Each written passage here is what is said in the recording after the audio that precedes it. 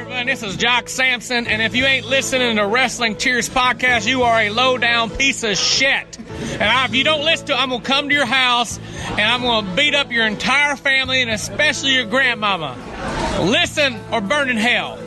Making your way in the world today takes everything you got. Taking a break from all your worries sure would help a lot. Wouldn't you like to get away? Sometimes you want to go where everybody knows your name, and they're always glad you came. You want to go where you can see that troubles are all the same. You want to go where everybody knows your name. You want to go where you can see that troubles are all the same. You want to go where everybody knows your name.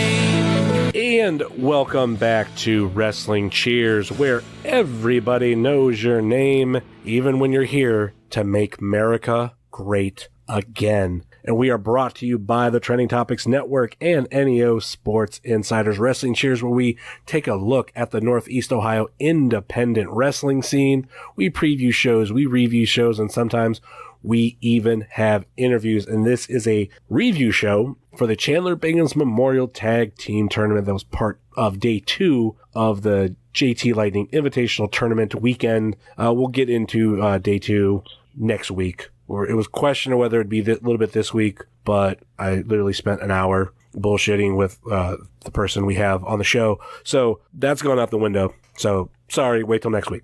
Anyway, head on over to Apple Podcasts, Google Play, Stitcher, TuneIn, YouTube, Spotify, and Podbean, WrestlingCheers.podbean.com. Please rate, review, and subscribe to the show. We have all our contact info, such as Facebook, Instagram, and Twitter, Facebook.com/WrestlingCheers, Twitter.com/WrestlingCheers, and Instagram.com/WrestlingCheers. Email, if you so choose to desire, WrestlingCheers@gmail.com. And we have a store at whatamaneuver.net. And at the end of the show, I'm going to get into something that was kind of talked about on Twitter, but the tweets and the mention on Facebook were deleted for proper reason. And we will be doing Fight Caden fight shirts, but you have to have the orders come straight to us. Get into that at the end of the episode. And also, I'm going to make sure I put in the show notes where you can go to the Caden GoFundMe. For those who don't know, he's raising money for him and his family for the help with the medical bills that are going to happen here within the next couple months, that he has a transplant or surgery or something exactly like that. And it's going to cost a lot of money. It's going to be a lot of recovery. And he's asking for everybody's help. If you can give a little bit, give it. If you can give a lot, a little bit. You can see a record of people who've been giving, and there's people out there, I'm not naming names, who's given like $200. And I think that's amazing. So if you can, please help. And if you want to get a Fight Caden fight shirt, all the proceeds that we get, the cut that we are going to get from the manufacturer and all that profit is going straight towards a donation. So if you want to give money, that's great. If you want to buy a shirt, that's great too. We will get more into that at the end of the show, but I'm being joined by a new member of the show, someone who will probably make more appearances, and someone I was like, I think I reached out a couple weeks ago. I was like, hey, you want to eventually come on? He said, sure. And he's here. We have a loyal AIW fan and a member of the Bleacher section. We have Stacy. Hey, how's it going, man? Do you want to go by your last name too? You want Stacy Silvers or just Stacy? I don't care. Either way. Yeah, like you don't have a... Either way is fine by me. Yeah, you don't have a... Yeah. Oh, yeah, I'm heavy set for those who don't know. I always forget that shit half the time. I have all this other shit that I need to get to. And I'm like, oh, yeah. Yeah, there's me too. Hi. Dude, you have a mouthful at the beginning of this thing. That's a lot. I have like notes. Granted, they're like kind of like they're cliff notes of what I have to say. That's why it's never exactly the same. But a lot of times I've gotten a certain flow. The only thing that I know that I say every time is email if you so choose to desire. And much like Steve Guy, that's just something that I end up started saying and it fit and I liked how it flowed. Yeah, no, it works. That's a lot of stuff to get in. Oh, and then there's like the other half at the end of the show when I plug all this other shit on top of a lot of that other shit that I already said. So, anyway, let's get into the Chandler Biggins Memorial Tag Team Tournament. This was a fun show. part of, that whole JLIT weekend of, we all get beat up one way or another after day one. And then we come in day two, we had a nice cookout prior to everything, and which was on the last episode. And, all in all, it was a very fun show. And also there was all a very small window between shows. Like everything flowed pretty well. Oh, I'm sorry. I didn't mean to interrupt you, man. That's fine.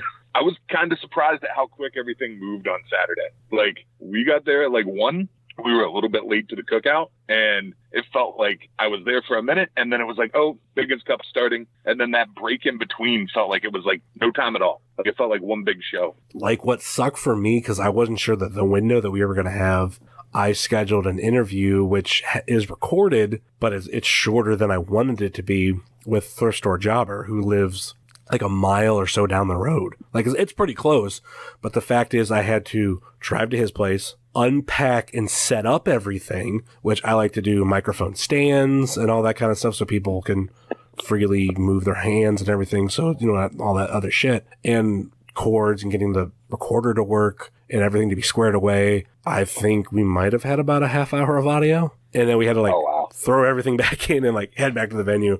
I think we got there right around the time it was supposed to start, and obviously didn't start on time, which was, it was one of those times I was like, I'm not complaining. So then, we went back to the show, but yeah, it flowed nicely. It was a great day. Like, maybe because of the complex year that I know I had last year of doing the movie shoot, which sucked and everything, but good on you for doing that last year, because I had the grand intentions of oh yeah, I'll be able to wake up and do that.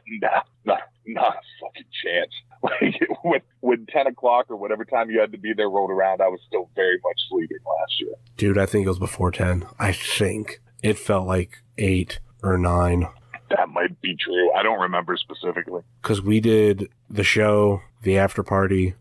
We had a hotel room. Me and, Watson, we stayed. I don't even remember how many hours we slept. It wasn't long. I got a hotel breakfast to get something in me and then drove to the venue. And I felt dead. I know I went through so many monsters that day. And granted, I think I went through a lot of monsters on Saturday too. This year on Saturday. Yeah, I went through a lot of whiskey on Saturday.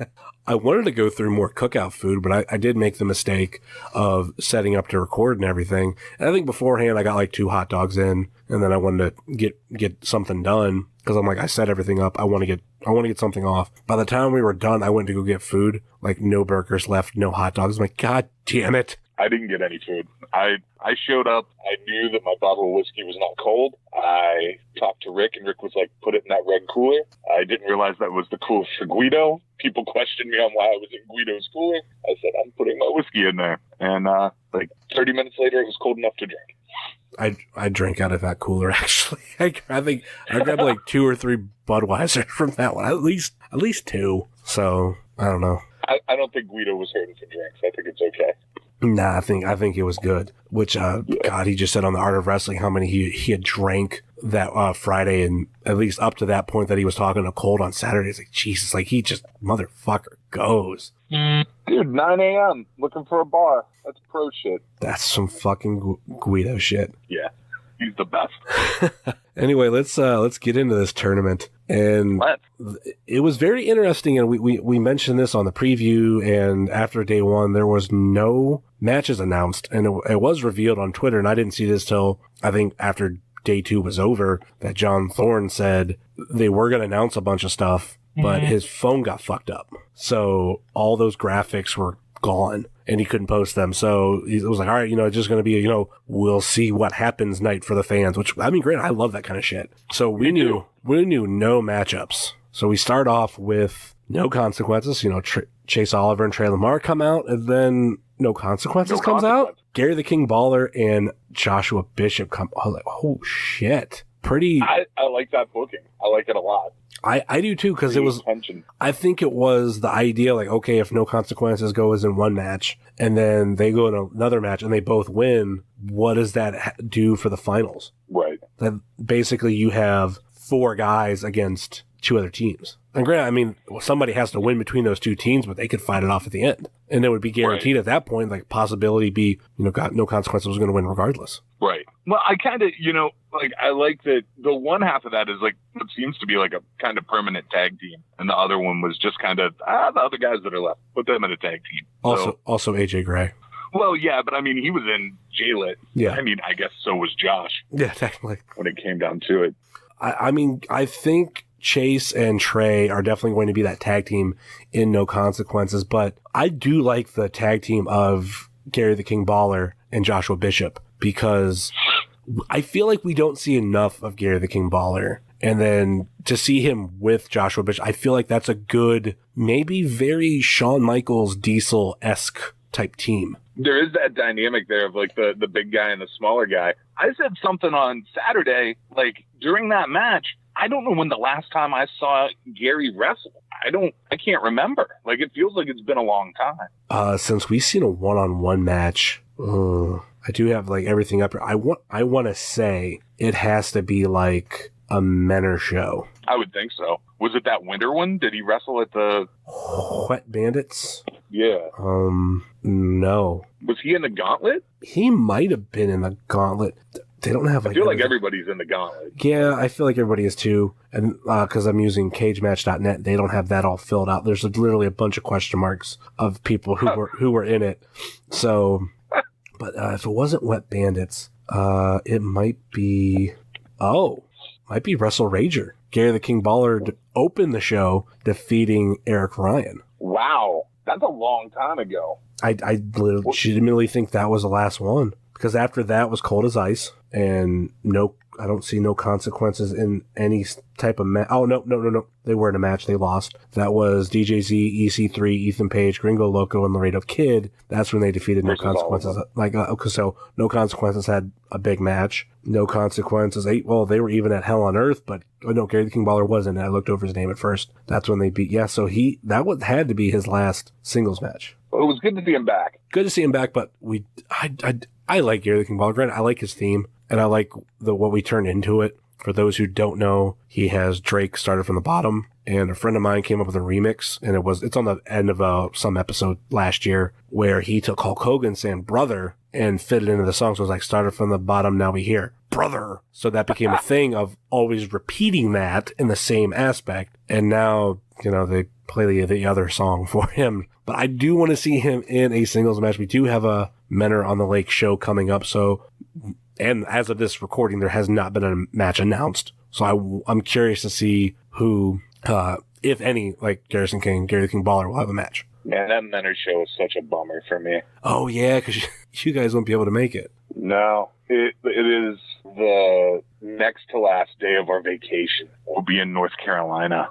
I just can't leave early. Like, we're not gonna, I don't see how we're gonna be at that show. And it's like, comedy wrestling's my favorite shit, and it seems like it's like everything that keeps getting like leaked or announced for that show is like, oh, that's shit I like. Oh, more shit I like. Oh, why? Oh, come on. Why the fuck? Oh, great. Yeah. The first show I'm not going to be at in almost 2 years.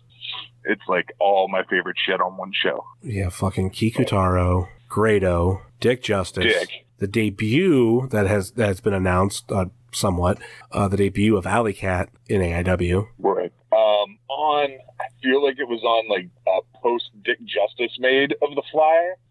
Somebody said not pictured Spider Nate Webb. Oh my I feel God. like maybe it was Thorne that commented that. So Nate Webb may be on that show. Oh my God. Yeah. That show is one Space Monkey away from being all my favorite shit. I don't think he'll be there. I don't either. Because I asked him, because he has a second version of the Banana Club shirt, and I want it. It's more of a collector part of me, and the fact that there's actually changes made, I'm like, all right, that makes it kind of a different shirt. I want it. Right. He was all out of 3X when I asked him about it before JLIT, and he's like, I just put it in order. Granted, he said this in Monkey, but he said he just put it in order, and originally he was told before JLIT, then it was changed to Saturday of JLIT. So obviously he wasn't going to make it. So I asked him if he was going to be Absolution or the next time he was going to be here. And he said June or July. So I was like, okay, then that's when I can expect it. So I mean, yeah. So no Space Monkey on that show. As far as I know, unless shit changes. But yeah, I don't think there'll be a Space Monkey. The rest of that show's stacked though. Oh, I think Jock's on that show too. Oh fuck yeah, Jock's on. To me, like, I didn't have to get that announced. That's when Mance and Jock make a whole fuck ton of sense. I love them in the small crowds. Oh yeah, it's good. Every time Mance has been at that Menor in the Lake place, whatever they call it today, Music Links or Music Links, Tequila Jacks, it's he's always like, it's because he can like shit talk people to their face a lot more. Like, it's a smaller crowd, so like if you're 3-4 rows back, he can still shit talk you. Yeah, it's real good. Plus, like, everybody's up on the stage, so they're all like kind of at that same level, but real close. I fight for that seating. After they put the stage up there, I'm like, oh, that's like where me, Cade, and everybody would want to sit. Especially when you're recording like videos or you're posting pictures.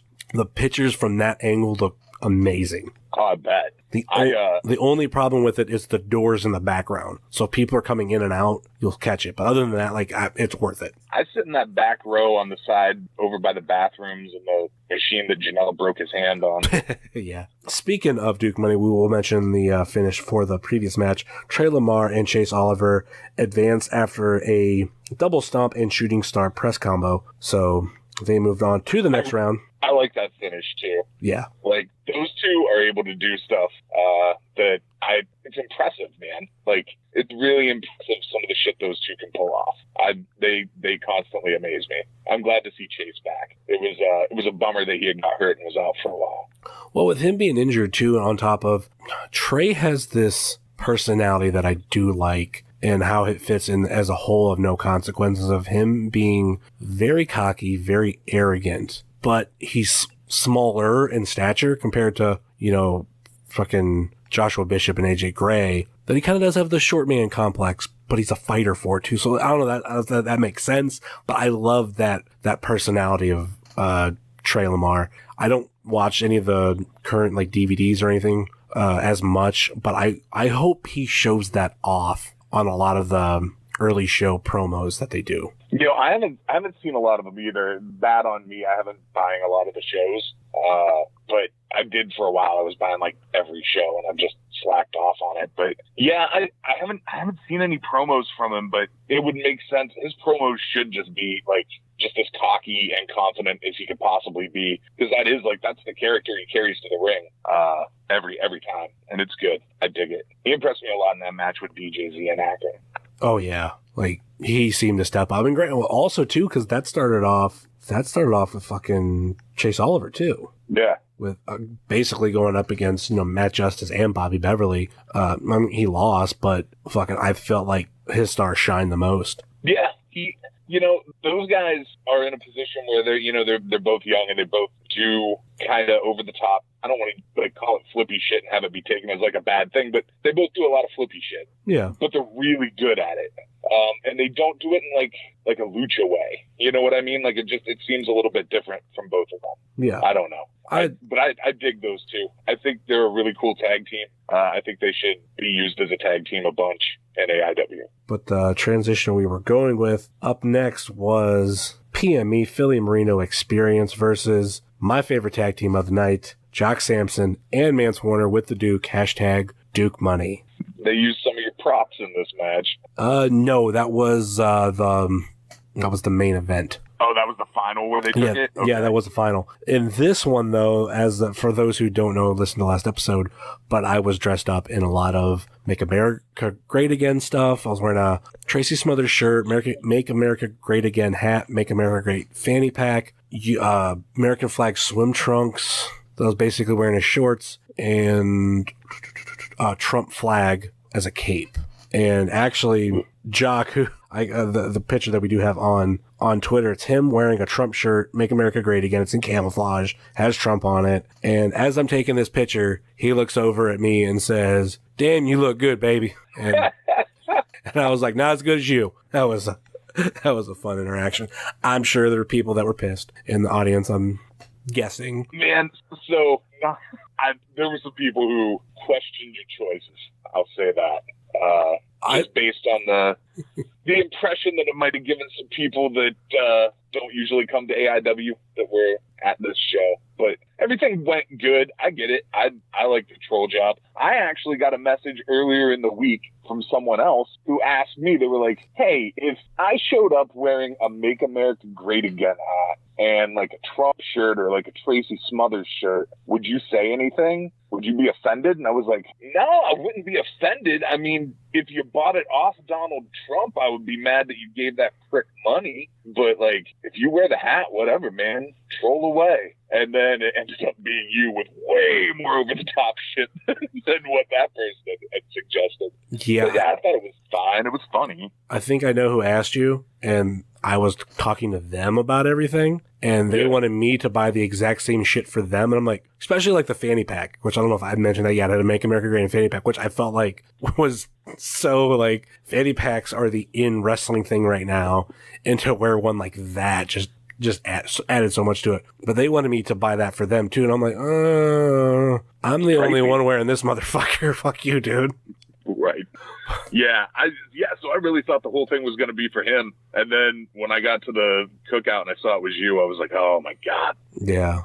Over the top. I was actually told, not directly to me, that I should have been kicked out for wearing it. Oh, wow. I never heard anybody say that. I wasn't told that directly. Someone told me that who overheard that. So. Yeah, I never heard anybody say you should be kicked out. I definitely heard some concerned opinions about your attire. I made sure I warned certain people, and I did hear about, there's going to be people at that particular show who don't show up to AIW, and they might be of some sort of minority that looks at me as a racist. And then, of course, as I'm walking around, I walk by the gimmick table that sits MJF and AJ Gray, and MJF, who's never at a loss for words, looks at me and says, should you really be around a black man and a Jew right now? And I'm like, okay. So I walked away. But dude, you raised a valid point.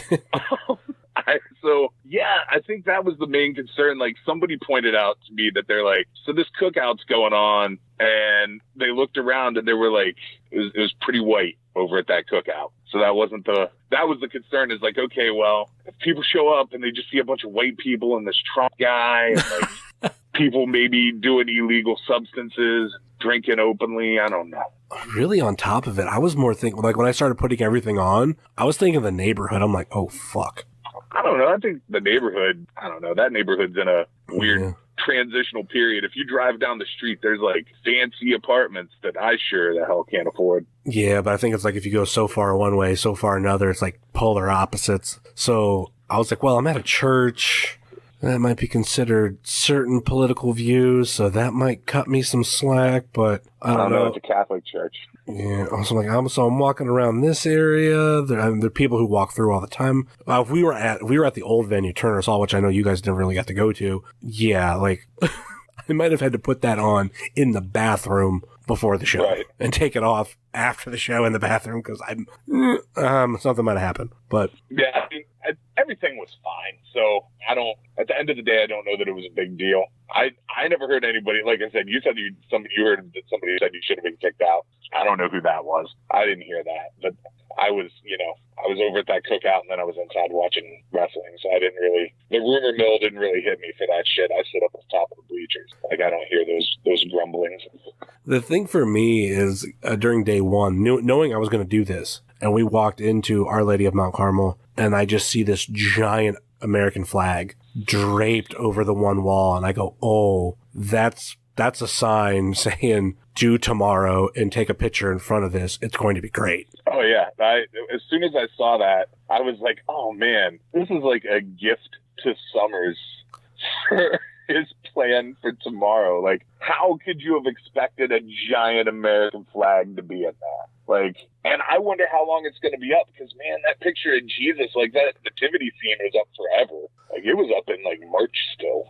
Yeah, over the last year, they've really decorated that gym a lot more than they used to. Like, there was never the pre-game prayer and post-game prayer. There wasn't the big nativity scene. There wasn't the big American flag. Like, I don't know what caused them to go, like, we need to really up what we're doing in this gymnasium, but hell, like, it's been great for one reason or another, whether it's people reading the pre-game and post-game prayer or, you know, me with the American flag. You know, I missed that, the pre-game, post-game prayer reading. Where were you for that show? That was hell on earth. I showed up late. I had to work. Oh, yes, I do remember that. I showed up right after intermission. Well, if you go to our Instagram page, we have those videos up. Nice. So that will help with it, but it's great. Cool. I'll finally see it. I do believe that I put them up there. I either put them up there or Twitter, but I want to say I did Instagram. But dude, this match, so the match that we're on, the Duke Money and PME match, was my favorite match of the Biggins tournament. Like 100% my favorite match of the whole thing.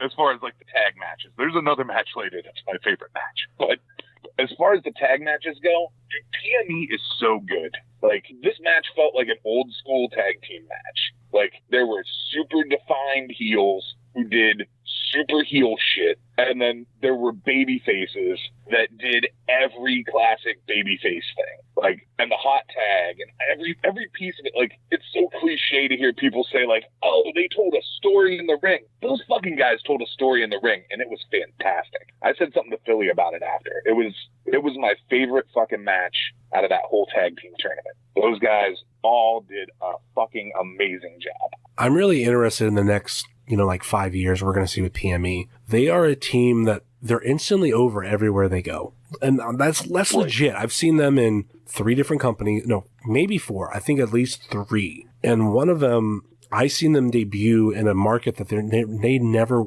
have been in before, at a show that they'd never been to before, and the crowd got into them instantly. And I feel like this is going to be something that carries on.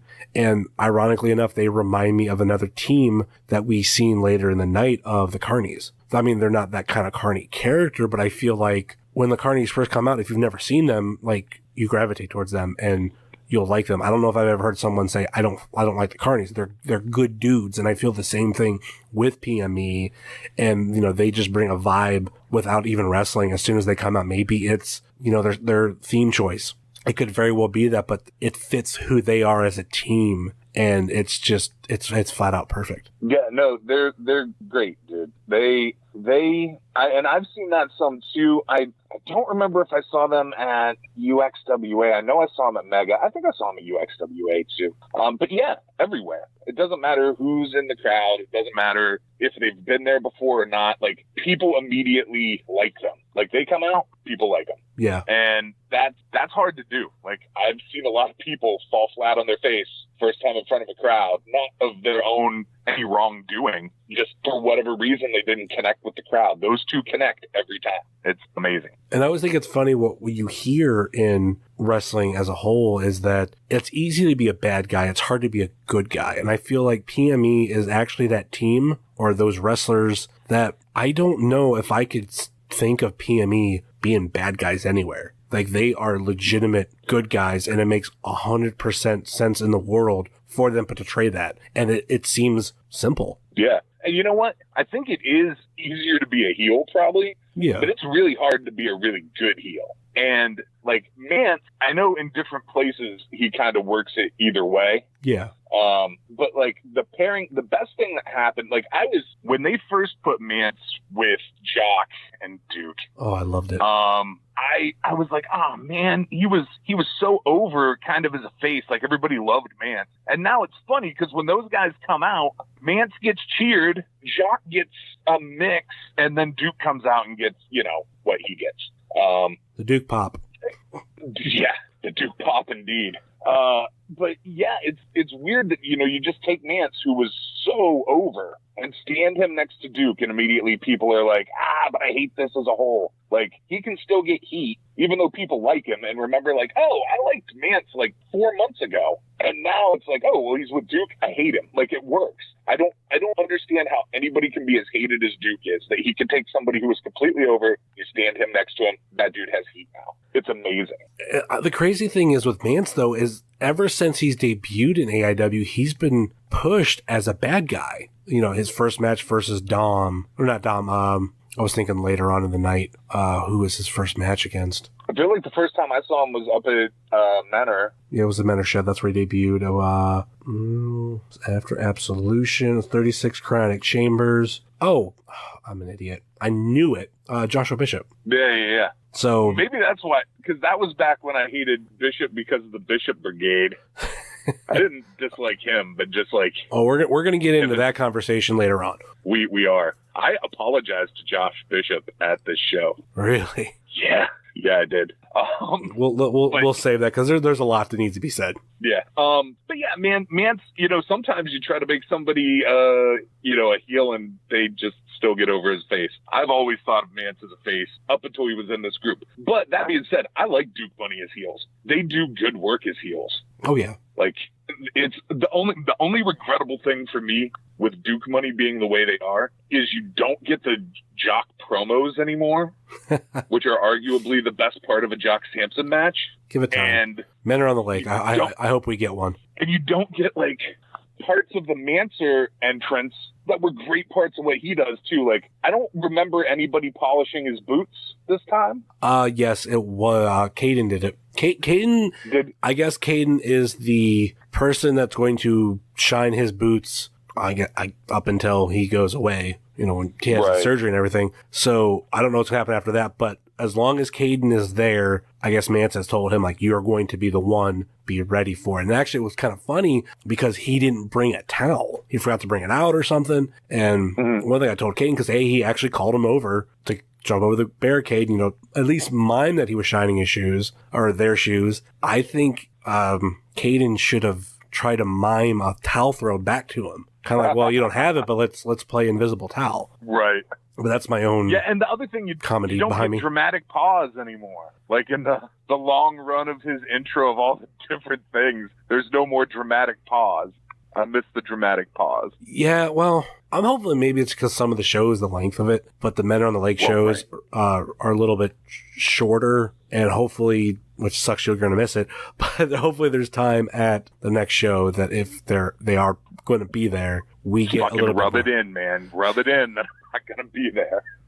Well, if you just follow us on Instagram, we'll have the videos up. That's what I'm going to have to do. And I'm actually, because I did throw it out on the last episode, I'm actually halfway contemplating on maybe starting to do some videos from Twitter. Not like a live feed thing, but record like 30 seconds to a minute, kind of like I do with Instagram stories, and just post them on Twitter. Because those get quicker retweets, and people can't retweet or anything from the Instagram stories. But at least with the Instagram stories, that keeps them like private and safe to where, you have to come to the profile. You have to, you don't necessarily have to follow, but that's the only way you can get it. So those type of videos aren't just out there. Dude, I was scolding people in the bleachers for videoing at this past weekend. I felt like a fucking old man. I don't know. It depends on what you're doing. I was told by Biggins, and it's something I stick with because Caden started doing a lot more. And I know I always recorded a bunch of bits for years, but I never posted them. And I was like, well, you guys say don't videotape. I'm like, what about the small stuff Caden's doing? He's like, because they're small, it's fine. But we don't want people to record full matches and post them. Because I know there are wrestlers out there, like Facade always has his girlfriend record his matches, but like those don't get posted anywhere. Right. So if you're doing like small stuff like that, or you're doing private stuff that you've cleared with AIW, I think they're fine. But I know they've given us the clearance to like post the mini videos, and I've often said too, I will never post an ending to a match. Many times, if you pay attention to the Instagram stories, if it goes to a pinfall, I stop it too. Even if it's a kick out, I'll stop. Well, yeah, I mean, and that's something I know Pam, like, she uses, I think, like live photo from her iPhone to do a lot of her GIFs. And like, that was the one thing I know she was told at one point was just no finishes. Yeah. Like, don't post any kind of finish. So I know she adheres to that. But yeah, so here's my thing, man. After that fucking dickhead was just sitting ringside at I think it was the Ray Rose show. Yeah. Just taping stuff. Like, I'm weird about that shit. Like, I get weird about people being disrespectful to AIW. And they ask you not to videotape shit. So I was being the asshole police in the bleachers telling a couple of people not to fucking video stuff. Start calling you the big boss man. That's an insult to the big boss, man.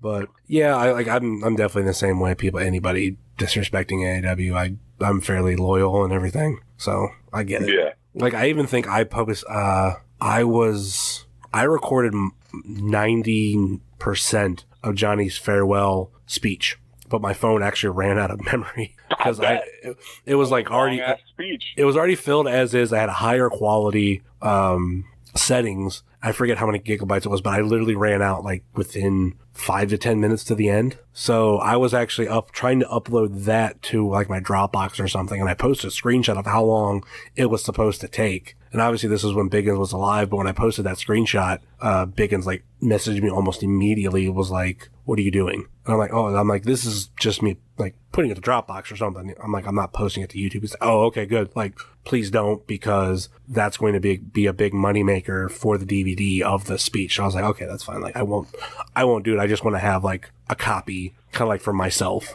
And then I eventually, like, while I was recording, like, he actually shouts me out. So I'm like, okay, like, it's kind of cool to have now. But yeah. I wasn't going to post it. Well, and they did that other thing, that like documentary that has a big, well, it certainly doesn't have all that fucking speech, because it would be like twice as long as the documentary is. But there's a big chunk of that that's up on their YouTube too. Yeah, but it's a bigger, probably selling point of because how long it is, how much stuff he talks about, and the people he brings in and all that kind of stuff. So it makes sense that that's a moneymaker. So yeah, people quit doing stupid shit at AEW shows anyway. There's a world of stupid shit that I've noticed in the past couple shows people have done that I'm floored by. But I think it's because also you have a like eagle eye view. Like, you always sit top of the bleachers and you see majority of the crowd. Like, maybe the people on the other side of the bleachers close to the concession stand, like, you don't see as much of, but you get a good view of all the floor seats. Yeah, dude, I sit up there for a reason. Like, I would pay front row money to sit up there. It's a better view of everything. Like, it's a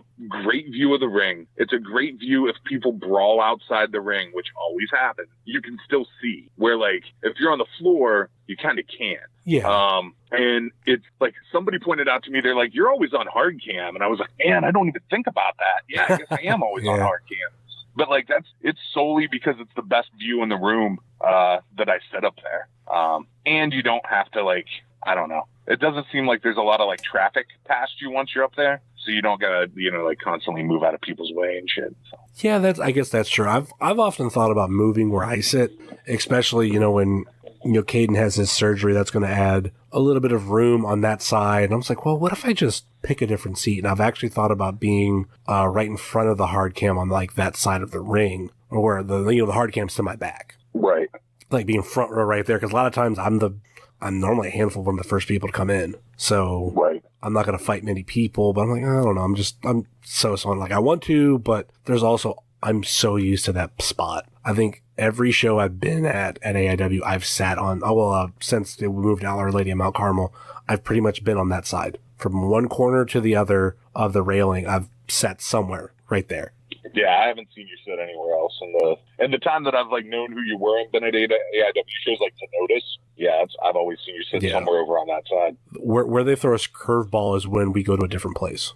Well, that was Akron. I bought a front row seat because I didn't know what the score was going to be. And then it turns out they had bleachers. Yeah, they had a lot of bleachers. Yeah. Well, they had to open up that second part. Yeah, I don't regret buying a front row seat for that show. Like, you could see everything from just because of how open everything was around the ring. Yeah. Like, the only thing that I couldn't really see was when Mordecai and Dr. Dan went out into the crowd. Yeah. Everything else I could see everything. So. Front row's cool. I sit front row for a lot of other shit. I just like that seat at the top of the bleachers. Yeah, I think a lot of fans will have especially because Our Lady of Mount Carmel, the main venue, we have the seat that we become familiar with, that area we become familiar with. It sucks when I feel like you're in certain seats where, depending on when you show up, like a lot of GAs, if you're someone who sits second row, especially like on like our side, I've seen people where they're like right behind me one show, but since they showed up late, they're like 5 rows behind me at a different show. That happened to Jeff. He sat in the bleachers with us one show. Yeah, he normally picks his kind of spot too. Yeah, he's got that like second row in the corner that he likes to sit in. Yeah. I think for me, like, one reason why I don't do bleachers is because I hate bleacher seating after a while. Like, my butt just gets uncomfortable and everything. I have to constantly move. I mean, granted, you guys take the top row, so you get the back support, which I would use too. But other than that, like, I'd have to bring like a seat cushion. The back support's nice, but I'll be honest, I like the top row. The secondary reason, aside from the view, is that I don't have somebody's legs in my back. Like, leaning against the wall is nice every once in a while. But, yeah, it's more about just not having somebody else's knees in your back. I get it. When you're sitting in that next row down. First world problems, I guess. Anyway, Mance Warner and Jock Sampson advance via elbow drop. Yeah, they do. So basically, so far we have Chase Oliver, Trey Lamar, and Duke Money, Jock Sampson, and Mance Warner into the second round. Next up, we have... And we're halfway through the first round now. Yeah, we're halfway through the first round. And yeah, this was a fun show. Because I would say, like, oh, the second half was even better, but I'm like, I don't know, like, first half was good, second half was good. But like I said, my favorite tag match of the whole thing we just covered. Not that the other ones weren't good. That was just, it was my favorite. Yeah, I get that part. I think I liked the last first round match a little bit more. But well, I mean, it might have something to do with who was in it. Anyway, we'll get to that in a second. But we start. The next match was the Weird World, Weird Body, and Worldwide versus Big Twan Tucker and Parker Pierce. Now, this is a rematch from back at Death Row when Parker Pierce and Big Twan Tucker beat with Weird World. So it was cool to see this match because, like, I love the Weird World, and fucking Twan is so over. My God, that in and out of the ring. Correct. I think he's more over out of the ring, to be honest. Like, so, like, if you go to an AIW show and you haven't been doing this, you need to start doing this. Watch Twan watch people wrestle. It's a fucking amazing. Like, that kid loves wrestling. He just loves it. You can see how fucking happy he is all the time watching shit go down. That dude loved the Brood theme more than anybody in that building. He was getting it to the Brood theme. It was amazing. I started noticing it at the Akron show at Enter the Dragon. Yeah, because he was in my view site, and maybe I would have noticed it before then, but I know I noticed it way more, at least at this show. But it was like, you know, you watch, like, he's like 1, 2, and then the guy kicks out, and he starts pacing. He's so into it. It's like, damn. Dude, during Trey's match in Akron, he was losing it. I went up to Trey, like, they were both at the bar later, like, standing near each other. I was like, Trey, that dude loved your match earlier. He was losing it to Trey's match. And now that fucking photoshopped picture of him is going in everything. It's the best. It's the best thing in the world. That him in the fucking LeBron picture in place of J.R. Smith is so good. So good. The fun thing about Twan, too, I feel like in and out of the ring, he's like these two different personas. Like, in the ring, he's just, you know, that intense guy that we've always seen. And outside of the ring, he's a little bit soft-spoken, but he gets into shit way more than the average person. And that's one reason to love him so much. And I hope more of that leaks into his wrestling. Yeah, I think it would benefit him, man. Like, Twan in the ring, is super intense. He's kind of had that same in-ring persona since the first time I saw him wrestle. But outside of the ring, he's kind of let, like, his actual personality show through. Like, he kind of just doesn't give a fuck if everybody sees him geek out over matches. And it's awesome. It's fucking great. And, like, some of it, like, so look, we all know it's a work, right? Sometimes I'm not sure Twan does. Exactly. I think that's why it's just so fun to fucking watch. Like, I'm picturing him a guy that he doesn't want to know the results. Like, nope, I don't want to know. Just, like, let me know my match. Or even if he's not in a match, he's like, I don't want to know. Like, I want to get into it. Or even if he does, it's a quote that I've often said that I heard from EC 3 years back in a conversation with him. And, you know, like, he might know spoilers, but, you know, spoilers only tell you half the story. The real story is told in getting there. So, he might know who's going to win, but, like, how it's done is what he falls in love with. Whatever it is, it's amazing. Yeah, Twan's great. There needs to be more Twan all the time. Like, Twan's fantastic. Picturing, like, you know, the whole, like, Be a Star campaign. Is there what we can do, like, a Be a Twan campaign? Be a Twan. Be a Twan. That's solid advice to all wrestling fans. Be a Twan. Oh, God, yes. Be a fucking twan. Unfortunately, being a twan didn't work out for him and Parker in this match. No, it did not, because the Weird World advanced via German suplex. Dude, Weird World, I'm glad to see that they're getting, like, used more, because I think in all the time I've been going to AIW shows, I've seen them just kind of have to hang out at Mount Carmel, like, yeah, 2/3 of the time and not actually have matches there. And they're a good tag team. Like, it's another one of those, like, big guy, little guy dynamic teams, but, like, Weird Body works his size really well. Like, you never see him trying to throw, like, haymakers and act like somebody's going to sell that they hurt real bad. He does, like, weird offense that works for him. And then, like, the dynamic of him and Worldwide together and, like, some of the shit that they can do, like, tandem offense stuff. It's cool. And other people aren't doing that shit because they can't. They don't have that dynamic. It makes them unique, and I would like to see those two get booked other places more. I'm hoping this tournament allows them to get booked at other places, like people start putting a bigger eye on these two. Worldwide has, I mean, from day one has been like the mouthpiece of the tag team. And the only thing that sucks about that is Weird Body's not that bad either. Had him on the show a couple weeks ago. He was great. I've been a big fan over the past year of the Weird Body pop. For those who don't know, listen to like episodes of, I think the card was going to change last year, roughly around this time. And when Weird Body laughs, like it's something that like, you know, you really pop him on, it's very high pitched. I've never noticed. Oh yeah. Go back and like find episodes that he's on, and he, like, even if he's in the background and he laughs, actually, if you go back to the Art of Wrestling with, Worldwide last year, you actually hear him at one point go, "Ha, Weird Body pop," because he heard like Weird Body pop. And like, I know I had said something to him because I've made a couple jokes about it. And I like, when I got to see him like right after that, I was like, you know, I'm not making fun of you. I'm like, I just think it's cool. Like to me, it's funny. Like you're laughing. I think it's funny. That's awesome. And he's like, yeah. Like, I don't like it. If you like it, I like it too. So to me, it's great. The other thing that I thought was great that those two did for the Biggins Cup was the promo video that they did with all the drawings. Oh God, yes. And the fucking one for Duke money with the pile of shit with Duke written over it. It was like DOOK. Yeah, the Duke.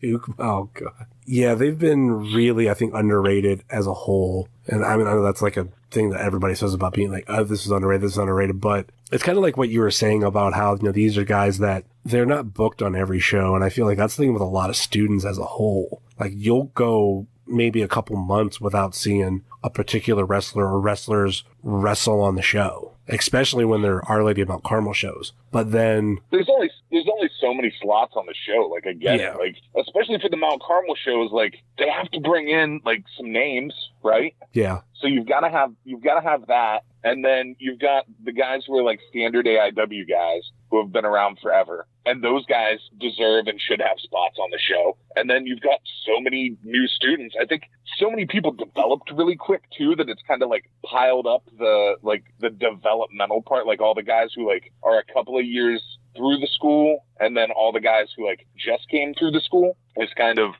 piled up into this bunch of guys that can sell shows. I don't know if they can sell out Mount Carmel. And, you know, maybe there needs to be more smaller shows. I'll be honest, it's part of why I go to like Mega and UXWA shows now, is to see some of those guys wrestle more often. Yeah. And I think too, another part that AIW has is they're also bringing in new talent outside of, you know, the students, you know, like, oh yeah.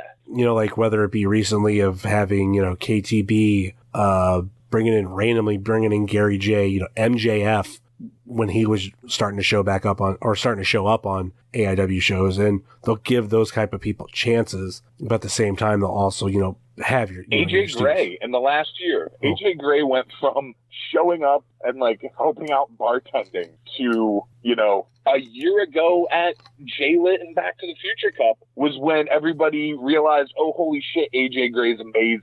That's another guy who like just kind of came in, and now he's a staple on shows every month. It's that same kind of thing. I'm just waiting on Marco Stunt to come to AIW. He lives around. Marco Stunt versus Weird Body, dude, needs to be a thing. I want this to catch on. If you don't know who Marco Stunt is, look him up. I've seen him on Southern Underground Pro. That's right. The only really where I've seen him, but he lives not too far from AJ. I think he said he lives like an hour away from AJ. Is there a way we can get him in on a car, him come up, give him a match? Like, I want more people to get behind this. Dude, that kid, I was watching him on a Powerbomb live stream. I don't know whose it was. It might have been IWA Mid-South or Possibly. something. It was something in Indiana. Probably And IWA. I was like, is that a fucking like little kid? Is that like a fucking like a 15-year-old kid that's trained? No, his gimmick is that he looks like a little kid. He ran with it. This is fucking amazing. Yeah. That kid, he's good. Him versus Weird Body, or him with a tag team partner versus Weird World, is such a fucking cool match. Yeah. Like, I want to see it. And I figured, like, I'm picturing it definitely at a Men Are on the Lake show. Like, it would definitely fit. He does. Or Wrestle Rager 3. Or Wrestle Rager 3, if that does happen. Like, I don't know that it's going to, but I keep saying it, hoping to wish it into existence. Yeah, so hopefully we see something like that along the lines. So yeah, we did mention that the Weird World won. So the final opening round match, which might have been my favorite match of the night, and it was just the dynamic between these teams, and that was Eddie Only and Donovan Danhausen, or just Danhausen, of the production versus the Carnies. The Carnies' first match back since that bloody mess at the hip hop show last year, where Eric Ryan had that, what's that thing called? That was stuck in his fucking head. I forget it off the top of my head. I need Caden here for that one. Yeah, every deathmatch guy is like, you fucking assholes. Don't know what all these weapons are called. It's their first show back in like a year. Yeah. They got a big pop. They played up to some fans that were there that, they were there. So why not use them if you can? I thought that was impressive and smart that they just took that whole sea of fans that were over by the drink table and tried to turn them onto their side. Yeah. And then it was definitely throughout the, which we'll get to as a whole, but a wrestler who had a lot of people show up for him for his debut match, they started to become a factor. I don't know, after the second match or after the third match. And they started. It was going. So the first time I heard them say what I thought was disrespectful, which we'll talk about in a minute, I think it was the match before this. And then this one, it was in that in-between time as people were getting announced. And like, I think they just automatically understood they booed the production, because I feel like they booed the production, but then the Carnies played up to be a face for them. Well, also, I believe Derek played up to them. He said stuff to them as you're right. Yeah. I think you did. Which Derek does great in those situations. And I remember, like, he had a huge smile on his face as he was coming on my side of the ring, away from them. So it was so perfect. He's really good in that role, in that like managerial role in the production. Yeah. Where he's not in a lot of matches, but he's a factor in a lot of matches. Mm-hmm. And he has like constant crowd interaction. It's great. Yeah, he's fantastic in that. And yeah, it's kind of like you were saying. Then I think the Carnies came out after that. Obviously, they all booed the production, especially for them talking shit to them. So it's like, okay, hey, like us, we're great. And that was such a fun. Because between what they did and to these fans and just these guys, both teams as a whole, like this match was probably my favorite.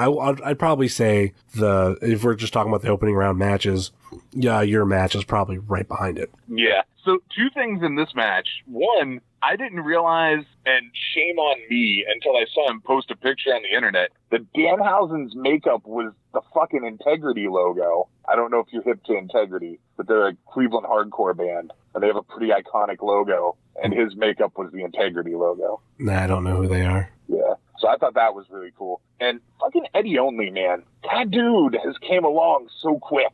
Like, he's getting booked all over the place.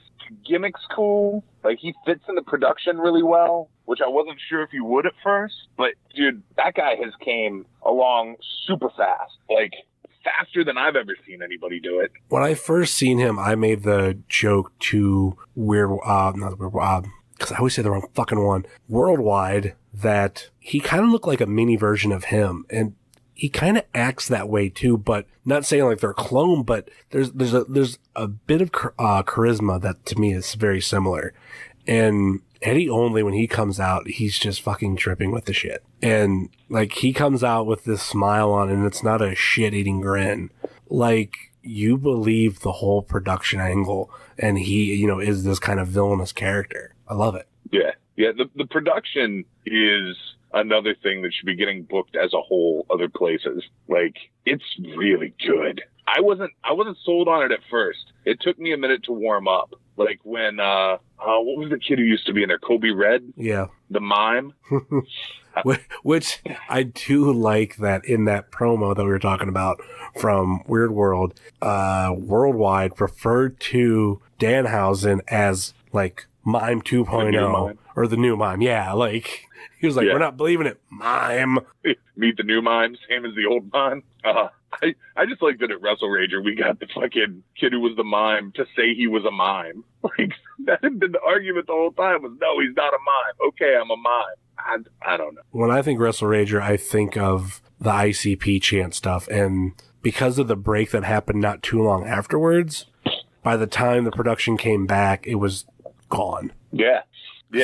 The production's good. The production's really fucking good. As a whole, really good. Magnum was a big addition. He's not any part of this, so that's kind of talking off course. But like adding Magnum in put a different dynamic in that made things way, way fucking different with that group. I can't remember if I've said this before, but when Colby Red was removed or walked away from the production and he was filled in immediately by Danhausen, I felt like the team got better. I would agree with that. Like, not a diss on that kid, but Danhausen was an upgrade. He fit the role way better. It just felt like that was what they were, not necessarily what they were missing, but like Colby Red was good, but he wasn't perfect. And I think but that promo video didn't hurt either. Oh God, like, cause it was like, who the fuck is this? Like, what's going on? And you do the research and everything, like, oh, like, this is the new member. Like, this is cool. I like where we're going. When I had seen clips of Danhausen from like other matches and stuff he did, but I had never seen him wrestle like a whole match or anything. And he's good, man. He's really good. So Eddie Only and Danhausen did advance via pinfall. They sure did. Production wins. Hopefully the Carnies do come back soon, but they're also like a very busy team. Like, I don't think it's AIW not wanting to book them. Maybe it is. I don't know. But I think they're a very busy team. So to get them in for this was awesome. Hopefully we see them again, at least before the year's over. Or maybe even an episode match. That'd be great. Yeah, I have no idea what their schedule looks like. But I know I see them listed on shows all the time. Like, all over, like, the Mid-South and South. It seems like those dudes are just always booked. Yeah. So that's... I would assume you'll see him back in Cleveland at some point. Yeah. I would think. So that leaves us with the finals going to be No Consequences of Chase Oliver and Trey Lamar versus Duke Money of Jock Sampson and Mance Warner versus the Weird World, Weird Body Evan Adams and Worldwide Alex Kellar versus the production Danhausen and Eddie Only. Yeah. And we're at intermission. And so I feel like now is an appropriate time to kind of mention the thing we haven't mentioned, which is the fucking sea of fans that were there for one specific. I mean, I was going to mention that after the next match because that gets into the match right after.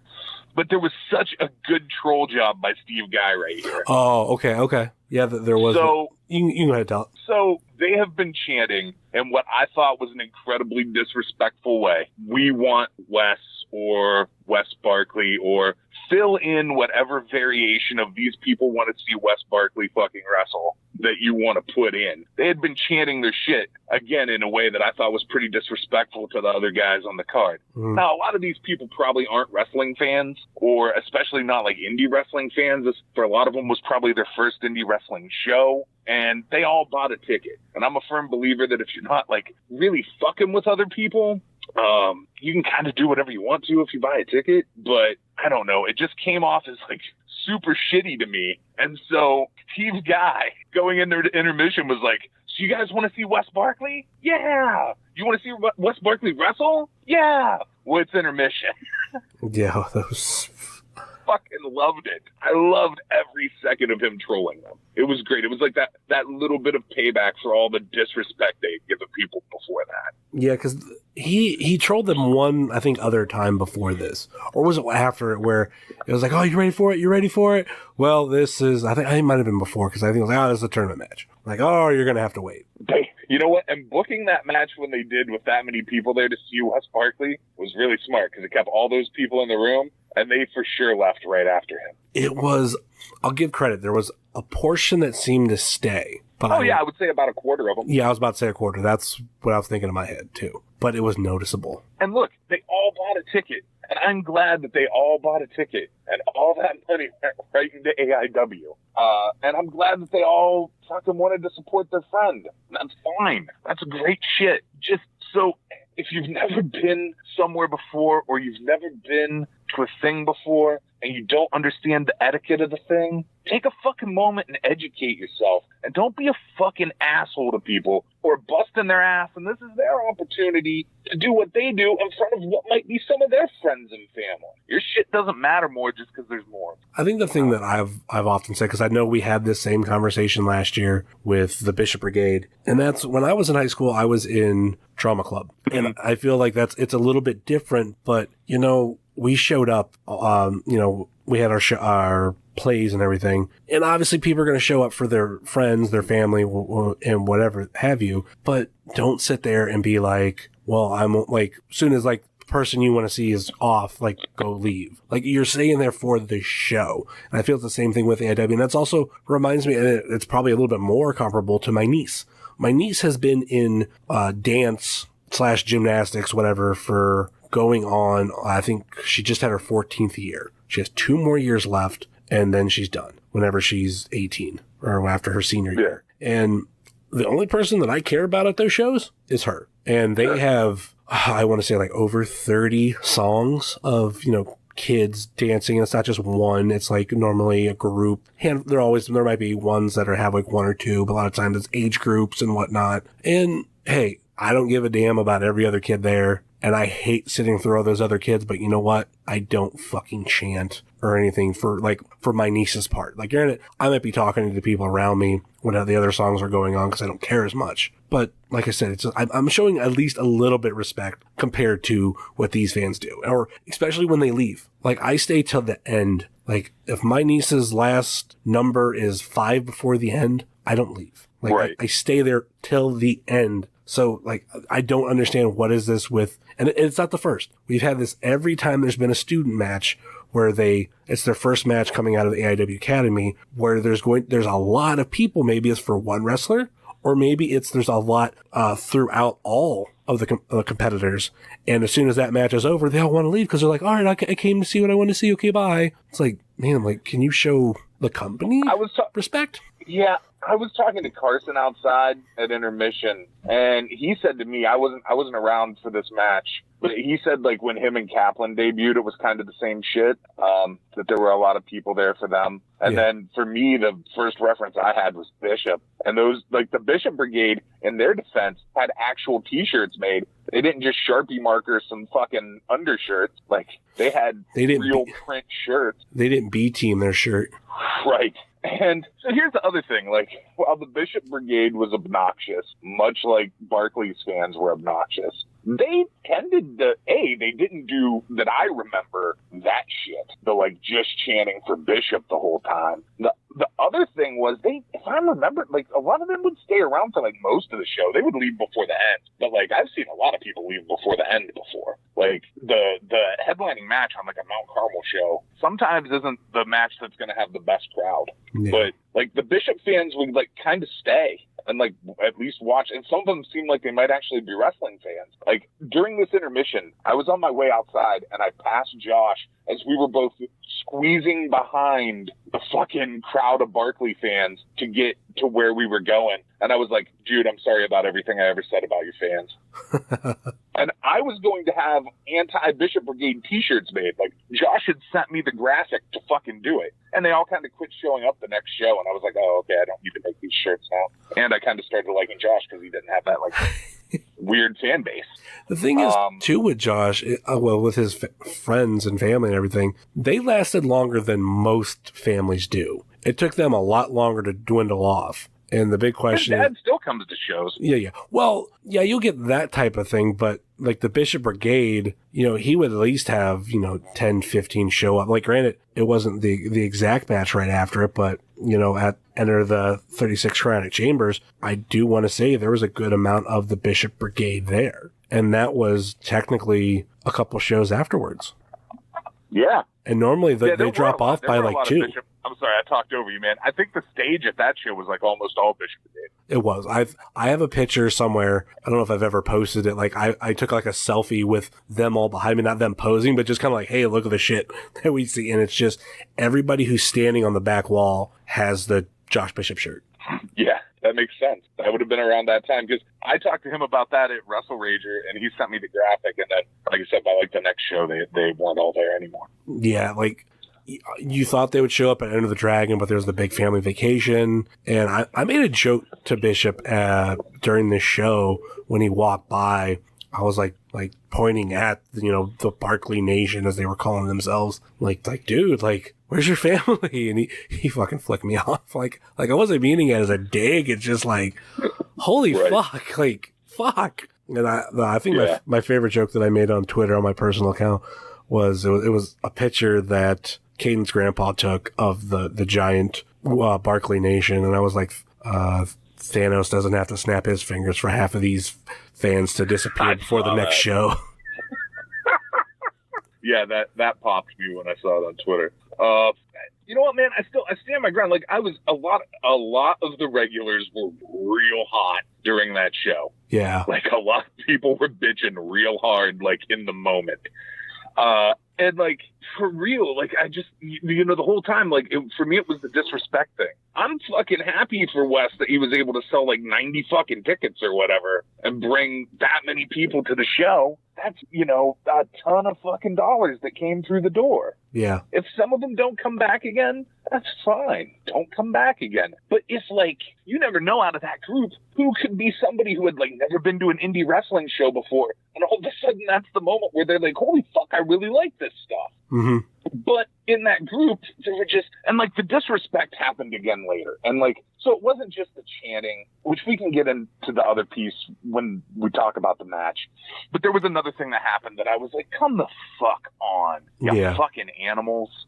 Like, be respectful. It ain't a fucking mosh pit. We'll touch back on that actual match here in a second, but I do want to at least get out of the way is what seemed to be an impromptu championship match. It was non-tournament action. Dr. Daniel C. Rockingham versus Nick fucking Gage for MDK, the AIW Absolute Championship. And Dr. Dan getting that shot at the title, man. I'm trying to remember if I want to say I thought I had his reaction. I might have put it on Instagram. I can't remember. I know there's a big long clip, but I thought it was in between his reaction, but I thought it was actually more of I had all 3 moments of the toilet paper being thrown at him at every show. Let's get to the heart of the matter. How much money did you spend on fucking toilet paper, and what dollar store did you buy out of all your toilet paper? $20 and the Family Dollar right by the venue. Wow. Yeah, there's some people who are going to be real. Like, I said something to Pam. I was like, somewhere in Northeast Ohio, there's a dollar store where their regular customers are like, what the fuck happened to all the toilet paper? Yeah, it was $1 4-packs. There was so much fucking toilet paper. Like, there were people, you were giving us 4-packs, and there were people throwing toilet paper from the bleachers. Exactly. Including myself, unsuccessfully. I cracked a guy in the back of the head with a roll. Oh, I wasn't paying attention to that. That's fucking awesome. Oh, yeah. Some dude who was sitting, like, the back row of the seats, like, in front of the bleachers. I mean, it's toilet paper. It didn't, whatever. But it fucking beamed him, like, square in the back of the head. That's fucking great. Yeah. Because I don't even think about it. Because I'm more, whenever that's happening, I'm focusing on in the ring. And it's actually all a big payback for Enter the Dragon when he didn't have it in the ring announcement. Like normally it's like, blah, blah, blah, Dr. Daniel C. Rockingham, and we all throw it. Yeah. Instead, obviously Kevin Thorne came out and just ended up starting the match almost instantly without those type of introductions. It's like, We have because I think I spent roughly around the same thing. I spent about $20 at I think that was not a Family Dollar, but like Dollar Tree. But I want to say it was like $1 4-packs. And I bought about $20 worth, and I passed those out all for one show. And I wanted to be this just monsoon of toilet paper, and we didn't do it. And that sucked. The Dr. Dan toilet paper streamers are great. Was it this match where Ego took a role? Yes. That was great, too. That was fantastic. And I'm halfway debating on if I want to save this, but I kind of want to do a wet ones. But oh no! But what because we can't do the roll thing only because A, how expensive those rolls are, and number two, of how like that would really make the canvas slippery, and I don't want that. But I was thinking like having a handful of people throw them with like to have X amount of people throw toilet paper, but then have X amount of people throw the packages of wet ones. Like just a fucking sealed package? Because crank him with a package of wet ones? Well, like they have the ones that come in, like they're the travel ones. Oh, that would be like you would pull them out and they would be like connected? No, well they're like I'm trying to explain what they're like. The only way I can think of is their travel wet one packages where they're resealable. Like Oh, so you're just saying like whip the whole package at him. Yeah. The only thing though is I might ask for those back. Yeah, that's rough. So those have like a plastic top on them and shit? No, not the ones that are plastic tops. The ones that are just like plastic packages. I know some of the travel ones have like that. The dispensing part on the top is like a little plastic circle. No, not those ones. I'll send you a picture. Okay. Yeah, like they're more of a flat. I know the piece. ones we have in my house and just have like a pull tab on the top and it like reseals. Yeah, not those ones. The ones that are actually made more for traveling. And they make ones that are like the moist towelettes, where you can buy a package of them and they come individually wrapped. I think that'd be kind of fun, but they wouldn't be thrown. You couldn't throw them as good as you could like toilet paper or streamer. Like you have to like ninja star them, and it had pretty much everybody throw them. It had to be front row. Yeah. Oh, you would have to be front row. The toilet paper is great. I love that it's a thing that happens to Dr. Dan. I think it adds to Dr. Dan's character, which is fantastic. And the idea that Dr. Dan fought Nick Gage, it's just the best. Whoever came up with that idea, fucking gold star. It was amazing. There were moments in it, like Dr. Dan's reactions to fighting Nick Gage at times reminded me of those times when like Bobby Heenan would have to wrestle a real wrestler. Yes. Yeah. It's exactly like that. Yeah. Like Bobby Heenan could wrestle, but he wasn't like the guy he was wrestling. No. Oh. Yeah. And like in fairness to Nick Gage, like he let Dr. Dan get some shit in this match too. Like Dr. Dan wasn't just all on the defensive the whole match. Although at some point, didn't Nick Gage get hurt in this match? Yeah, I don't know all the details about that. That'll probably be more when we talk about day 2. But yeah, he did seem to get injured, and I'm going back and forth between what I see on cagematch.net and then what we have on the Twitter feed, which Nick Gage won via power driver. Like, yeah, Dr. Dan is not our AIW Absolute Champion. So more on that in a second. But as I'm going through this, because I figured like according to cagematch.net, the next match is the 4-way student match. No, we had Rich Homie Juice, AJ Gray versus Tim Donst. Shit, yeah, we did. I forgot that was on this show. I thought that was part of night 2. No, that was part of this. Yeah. That was a really good match, too. Yeah. That kind of pisses me off that cagematch.net didn't post that up. Yeah. I'm kind of wondering if PW Ponderings put that up, too, because I don't know where cagematch.net gets all their info from, but I know PW Ponderings, like if you want to get a lot of the bigger independent results, like that's the one place you go to. And I'll always check when they post it just to see who they give credit for the results. AIW fan Reese is normally the guy who provides them with the AIW results if he's there, but I sometimes luck out where they actually will take ours. And I do know that they posted it with Wrestling Cheer, so I was really happy about that. I always assumed that they kind of worked Wikipedia style. But what they do is they will give credit to wherever they got the results from, whether it be someone on Twitter or whatnot. They approached me way back when we were the Ohio Indie Report, just saying like, hey, we're gonna use your results tonight. What do you want? Like, what do you want? Like a link for it? You want a website or whatnot? I'm like, just a Twitter. And then they've always been really good about that. I give them credit.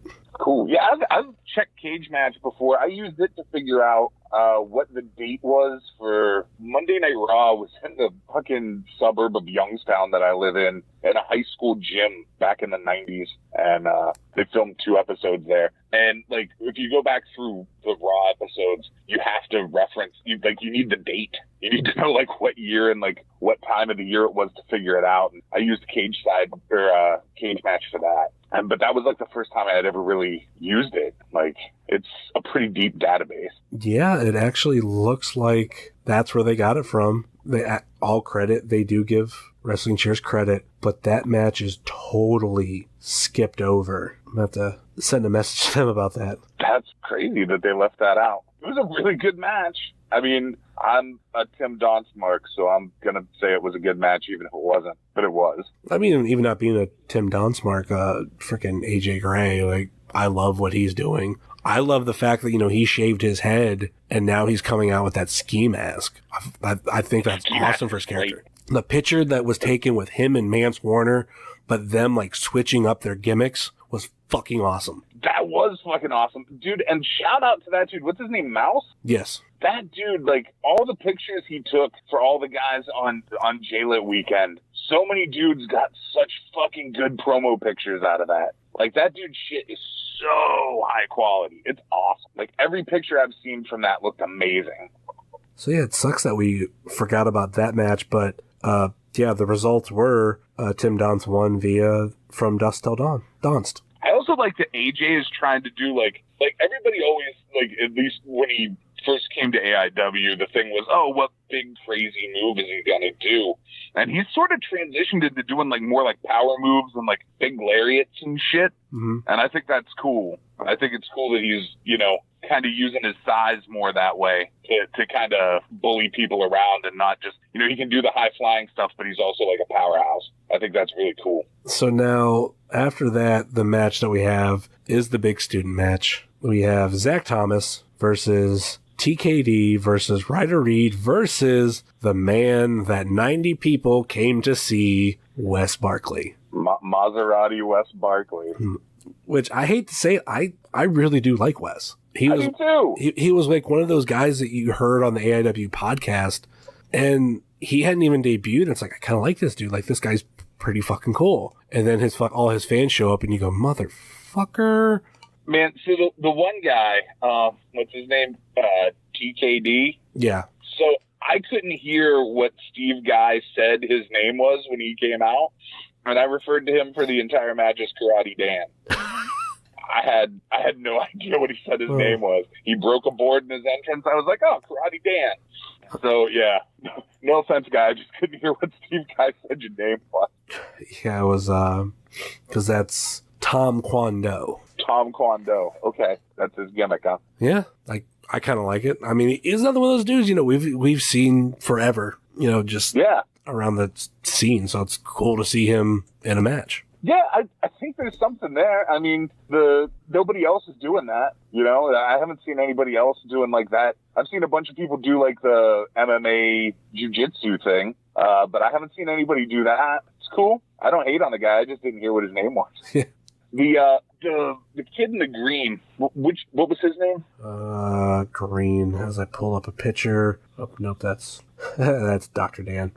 Green. There's like black gear with green. Okay, yeah. Zach Thomas. That kid's great. Like all the guys in this match did a great job. It did not look like a student match for a lot of it. Like if I would have not known that this was a first match in front of people for a lot of these guys, I would have not known that it was a first match in front of people. But he especially stood out. Like I thought that kid was fucking great.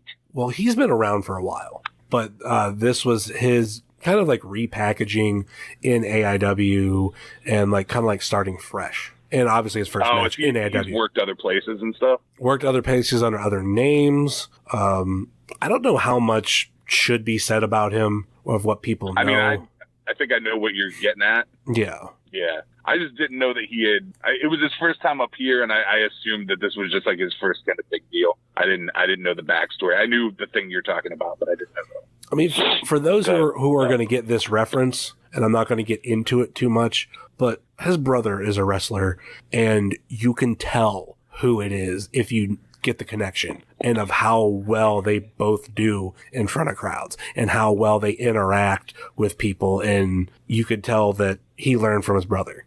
In my own opinion, I think he did fucking awesome, especially because it was with Wes Barkley being that guy that his fans went crazy. Yeah, that was target number one. And fucking Zach Thomas did, put the target right on him. Like, yep, fuck. Like, as soon as he walked out, I was like, fuck you guys. And as soon as he got announced in the ring, he walked over to Wes saying, fuck you. Yeah, it was great.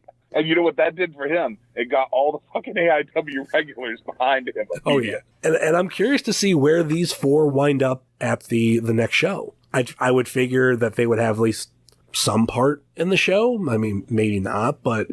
Wes Barkley's on it. And I'll say this. Music Links ain't that fucking big. You might want to grab your tickets for the 22nd show pretty quick. It depends how many of the Barkley Nation is repeat customers. Dude, if half of them are repeat customers, that's 45 asses in that room. That's all I'm saying. 45 people in that room is a lot of people in that room. Yeah. We'll see if the show... I'm curious to see how much of the Barkley Nation shows up at the next 3 shows, let alone 1. I hope... You know what, man? I hope they all do. Because if they all show up, that's more money through the door. Oh, I hope they all show up. I wish they would have showed up night 1 of JLIT. Yeah. I wish they would have stayed for night 2. Yeah. Bought a ticket for that. Oh my God, that would have actually been really packed. Because it still felt like there was a lot of people for day 2. Day 2, yeah. I mean, I know we're not talking about that right now, but the difference in crowd size between night 1 to night 2, the LeBron effect was real. Yeah. Which we didn't talk about much on the preview, not the preview, but the review of day 1. But yeah, it seemed to be down. It seemed to be a LeBron effect. And I know the statement that I've made multiple times was, well, if they win, they're going to play at least one more game. So it's not a big deal if I miss it. And if they lose, I don't want to watch that shit. Because I had to watch game 1 of that series. And it was one of those things like, I was like, fuck, why am I watching this? This is horrible. This sucks. Right. Yeah, I kind of felt the same way. Like, if it was LeBron's last game in Cleveland, I don't need to see that shit. And if they won, that meant there was another game for me to watch. So. Yeah.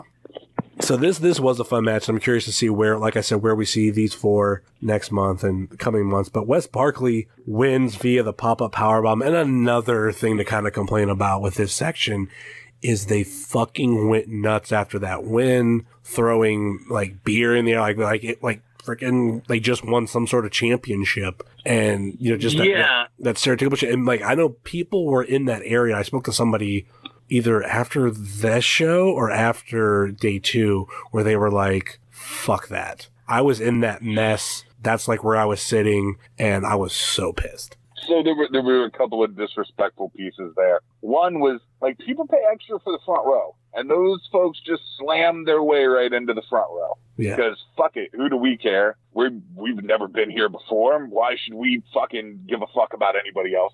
I think that was the biggest thing for me, is that, like, those people tended to seem like they didn't give a fuck about anybody else. The other thing is, like, you know what? Have fun. Do what you do.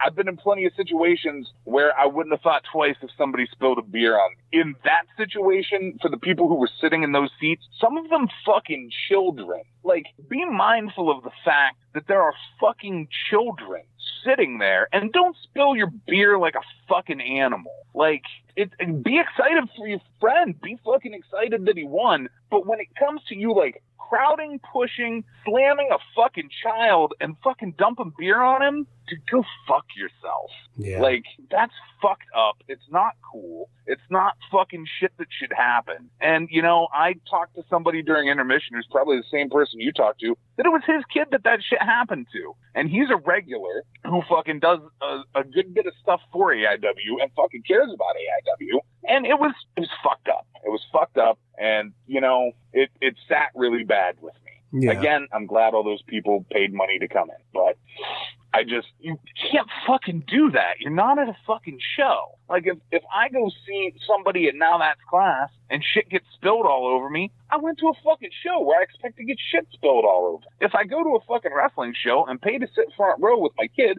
I don't expect a crowd of assholes to push in and dump beer on my fucking kid. Well, that was when I was at Wrestle Rager 2. I actually had a beer chucked at me from the ring by the Duke. Granted, he didn't throw it at me. He knocked it out of, or was it Sandman knocked it out of? I think it was Duke knocked it out of Sandman's hand or something. And it went a line drive towards me and my girlfriend. And like, I had to like not necessarily dodge a bullet, but like, oh shit, like at least jump in front of it a little bit. But so here's the differences there, man. A, that was Wrestle Rager, which was a completely different kind of show. Oh yeah. That wasn't like inside Mount Carmel. It was out back of Now That's Class, and it was like there was a death match on that show. Like it was a different kind of fucking show.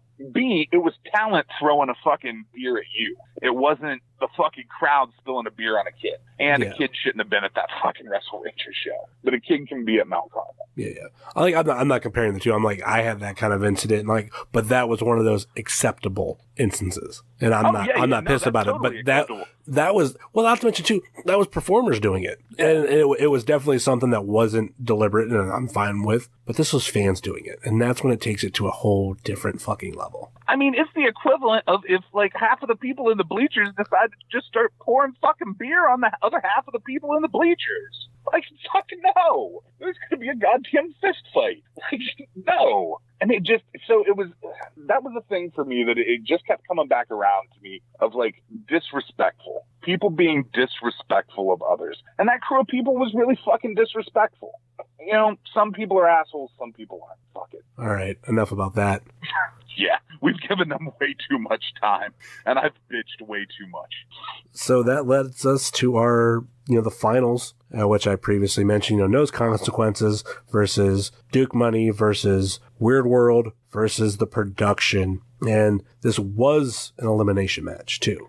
It was. And I think it was a really good, like, if you just showed somebody that match, I think it's a really good representation of what AIW. Uh-huh. I think you get a little taste of everything that there is that's like the core of AIW, aside from like singles. You know what I mean? But like you get the two major factions with No Consequences and the production. You get the staple that's been there for a long time in the tag team division with Weird World, and you get Duke Money.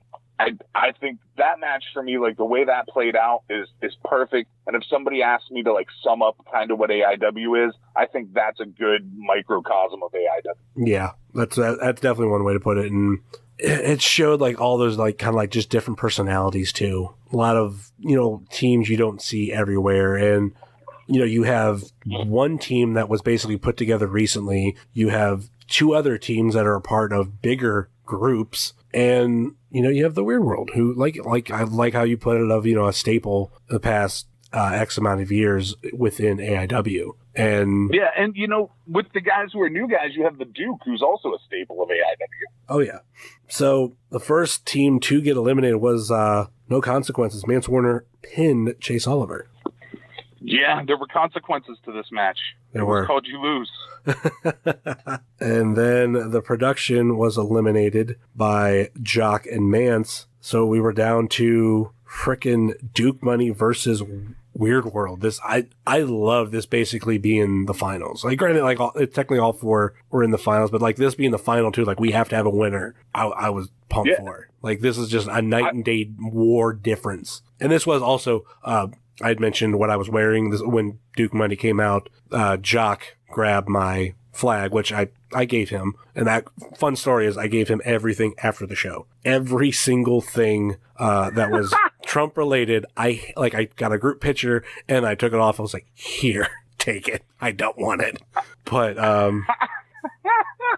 oh man, I hope he uses it all the time. But they took the flag and took it into the ring, and I don't know if she's posted it out there, but White Oprah, she sent me the picture, and I sent it to Jock, and Jock posted it. So it's a fun picture of them both being in the ring, holding each end of the flag and holding it up. It was a great moment. You know, another really good dynamic with it coming down to these two teams is like, so you had Duke Money eliminate both of the other teams. So it seemed like, oh, well, Duke Money could just roll through all these teams. The other thing is, if you have paid attention to anything that like Worldwide posts online, and you pay attention to like Jock and those guys had a Trump flag. Like the dichotomy between the ideology of who Worldwide is as a person and who the characters of those guys are. It was like the perfect like left versus right match. I might have been wrong. I read the tweet wrong. I actually didn't say who eliminated the production, but part of me says it was the Weird World. Was it? I need clarification because I just put down that the production was limited because that's one of those things. There's so much shit going on, and sometimes as I'm, especially like as I'm doing like video for Instagram, like as I'm like looking down and posting it, like something happens and I'm like, oh shit, like how like who pinned who, and in my head I'm picturing Weird World pinning the production. Maybe they did. I'll be honest, I get a little fuzzy at the shows sometimes due to extracurriculars. Yeah. So it may have been Weird World. I was rolling with you and saying that it was Duke Bunny, but it may have been Weird World that eliminated them. But it was definitely that like left versus right, which is why I loved it. And we had the ending, which Caden didn't fucking put it down, of how it happened, but your winners, the Weird World. And the moment that I love, and Caden did get a good picture of, a good picture of it. Like I'd love to if it was a clip, but they're handing the trophies to Weird Body and Worldwide, and Worldwide grabs it and posts it over his head. Weird Body grabs it and falls over because it's obviously heavier than him. And in the picture, like you see Worldwide holding his up in the air, and you see Weird Body on his back, legs up in the air, holding the trophy, like oh shit, this is heavy, like that type of little thing was great. Yeah.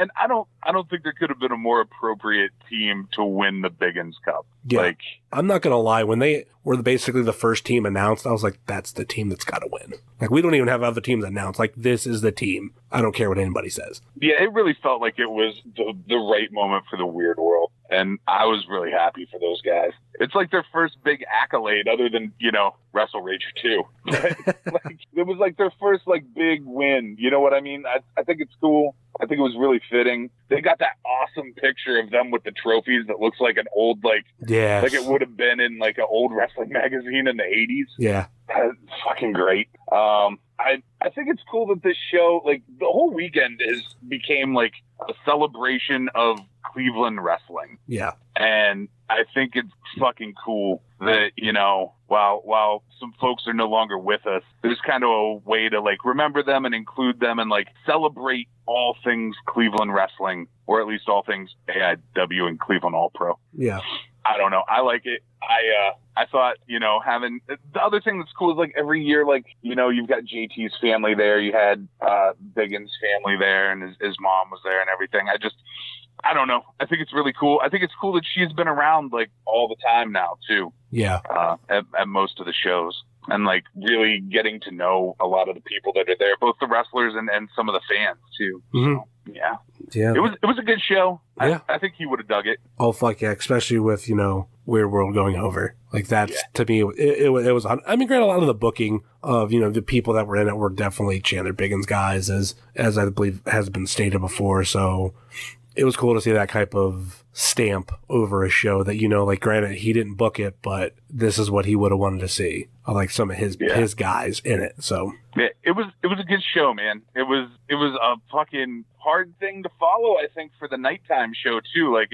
And that was kind of true last year too. That the afternoon show really kind of set the tone for the day. Where, it's not last year it was it's the student show. And I mean, this year to an extent, it's the student show too. But it's not I think that doesn't give it enough credit for how good the show is. Yeah. I think too, with just some of the people that were on the show, for the Carnies and everything. And also the turnaround between, we didn't have an Art of Wrestling podcast, which normally, took up its own chunk of the afternoon. It just, I had said earlier in the show, it just, everything flowed. It almost seemed like just one big show where there was a giant intermission where everybody walked out.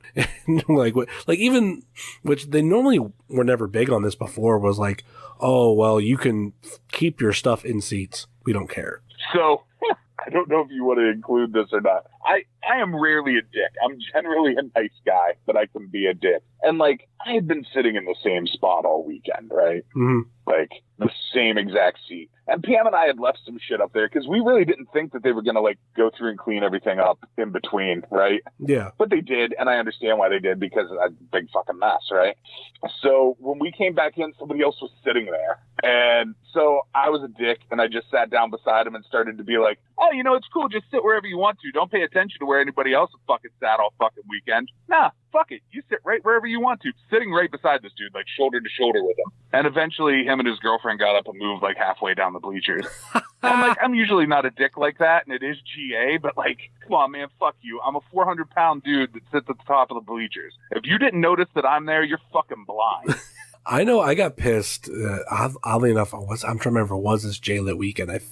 I want to say it was the first JLIT, and there was this kid and his younger brother where like everybody was like kind of waiting in line. This was obviously at the old venue, and we were waiting all waiting in this hallway, but this kid kept like pacing up and down the line. And then when doors open, he happened to be right at a spot where he was able to just like bum rush, and he fucking took our seats. And I'm like I've mentioned, I'm very picky on my seat. For this dude to just like him and his brother to be like, oh no, we're sitting here. I'm like, you motherfuckers. Like, I just wanted to fucking beat some fucking ass. Like, really? Like, and all of a sudden, like, you want to get the seat, and you want to like, you purposely like aren't in line, and you just fucking like try to cut through. Like, fuck you. So it was pointed out to me, and I don't know if it's true or not, that the dude's like a wrestler.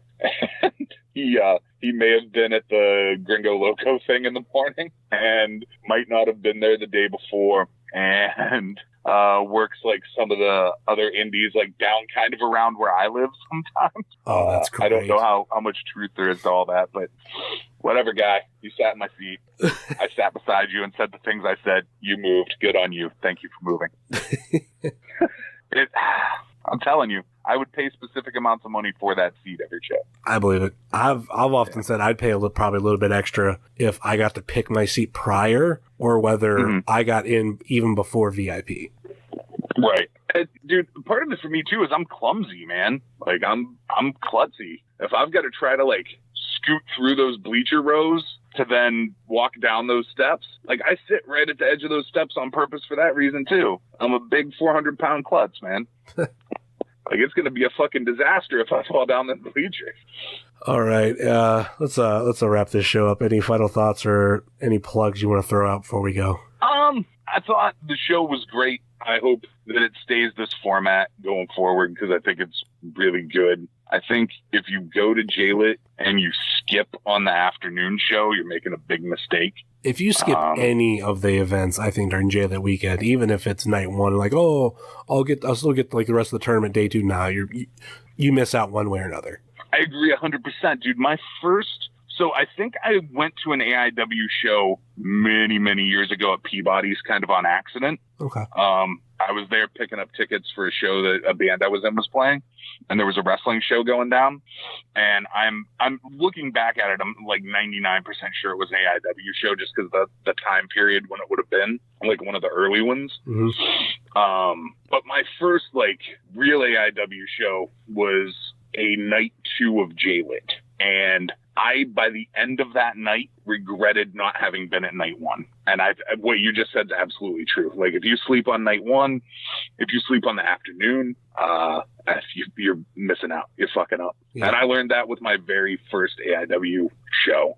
As far as stuff to plug, man, I have my own podcast. The first episode that I'm releasing of it is going to be this week or next week. Hopefully this week. Might be next week. It's called Super Fantastic. It is not wrestling related.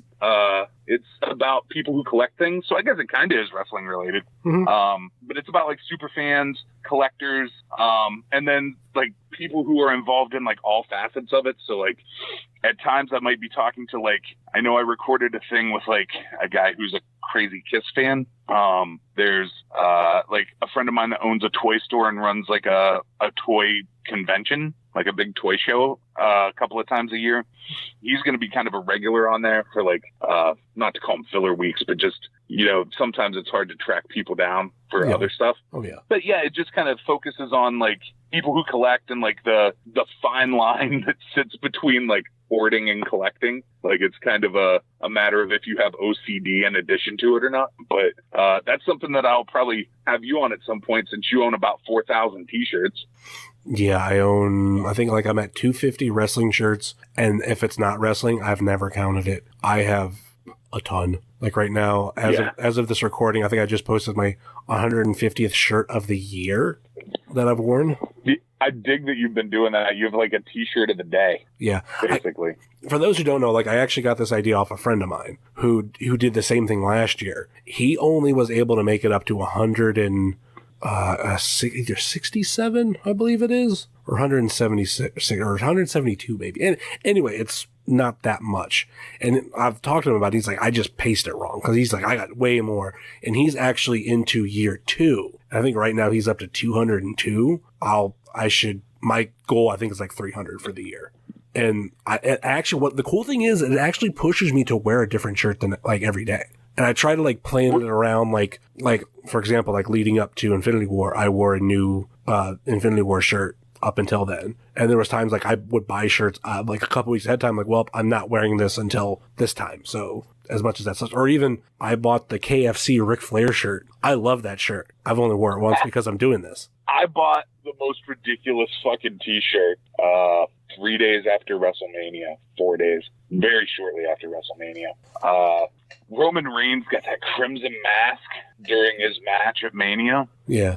And I turned to Pam and I was like, I would never buy Roman Reigns shit. But if they make a t-shirt with that face on it, buying that shit. And I don't remember who made it, but it was some indie company made a Rain in Blood shirt. So the text all looks like a Slayer shirt, and it's just Roman Reigns' face with the fucking blood all over it. I own that shirt now.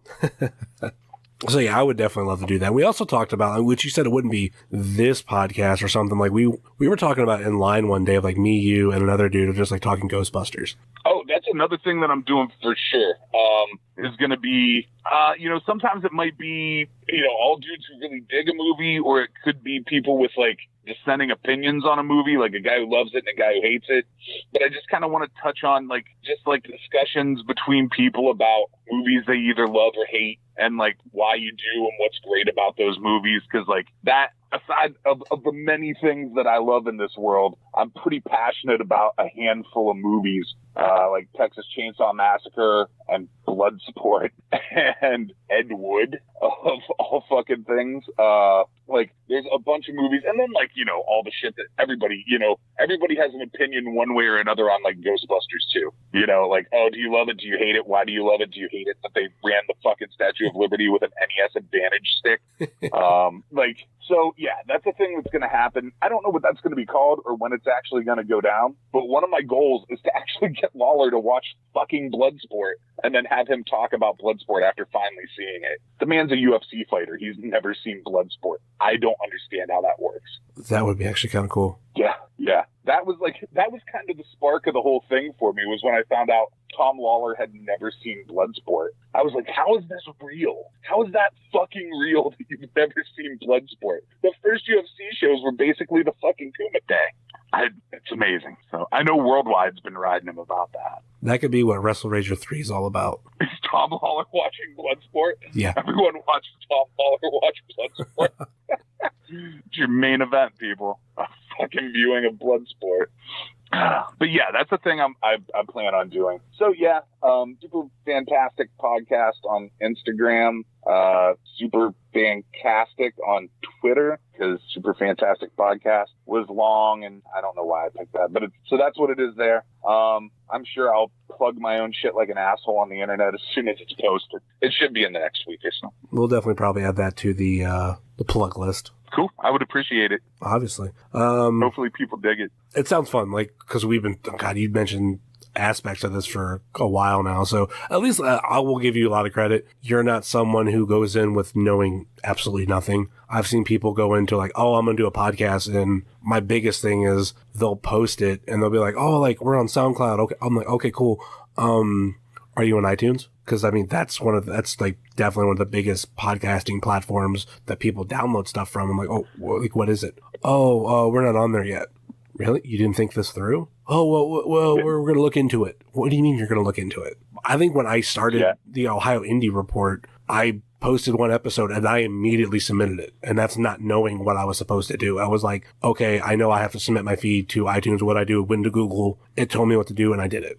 Right. And then it wasn't until last year that I went on other shit. If you're going to do something to me, do it right the first time. You don't get a second chance for somebody to check something out a first time. Yeah. So I've tried to make it as not thrown together as it can be. To me, podcasts are synonymous with iTunes and the podcast app on your iPhone. Like, that's where I started listening to them, I don't know, like 8 years ago. Same. When they were like a handful of people doing podcasts, and one of them happened to be Adam Carolla, who I now kind of don't give a fuck about. But then I was like, oh, Adam Carolla's got a podcast? What's a podcast? And fucking listened to it and was like, oh, this is cool. I'll keep listening to this. Oh, Kevin Smith's doing something? Well, I'll listen to that. Oh, Joe Rogan's talking about drugs? I'll listen to that. And, it kind of snowballs. Mm-hmm. But yeah, I'm with you. Like, if you don't have it posted in the places, like, at least be on Stitcher and on Apple. I feel like if you're not in those, I was gonna say, I feel like you at least need to be on iTunes. That's because that covers up, I think, a vast majority of the market. It wasn't until last year that I finally got on Stitcher, Google Play. I luckily got on Spotify because they finally opened up a deal with Podbean, and YouTube too. Like, I shut off YouTube for a long time because I was like, why do people want to go to that? Granted, our YouTube numbers are very small, but I've had people tell me, oh yeah, I found out you posted them on YouTube, so I listened to it that way. I'm like, okay, cool. Like, if one person's listening to it via YouTube, that's one more person that wasn't listening to it earlier, like before that. So I'm happy with that. Oh yeah. Well, so what do? You just post like the image, like the Wrestling Cheers logo, and just run the audio behind it?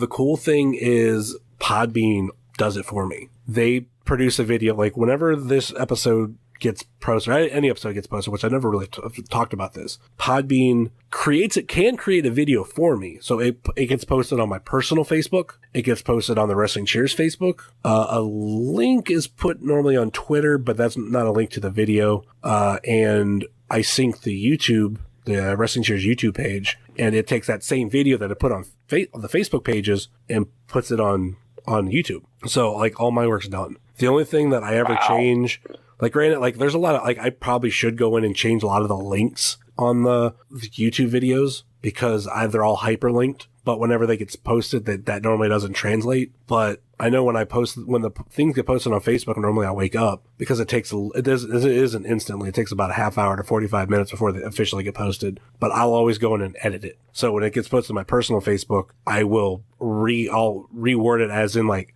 I'm talking, but when it gets posted to the Wrestling Cheers one, it's like, okay, this is Wrestling Cheers talking. This is not me talking directly. So it's saying like, oh, well, Heavy Set did this and this was on it and this is blah, blah, blah, blah. So it's always, I'll have to look at that because I feel like I'm like, if it's left to me to like repost everything on every platform, I'm gonna miss shit because I already know I will. I partake in too many recreational things to remember to post it everywhere. Yeah, because like when the episode gets posted, which I always have it post at midnight, it'll post on Twitter a link directly to it, and then when it goes on YouTube, actually I have it set up to where a link gets posted on a Twitter that's saying, "Hey, we got this YouTube video up." Huh.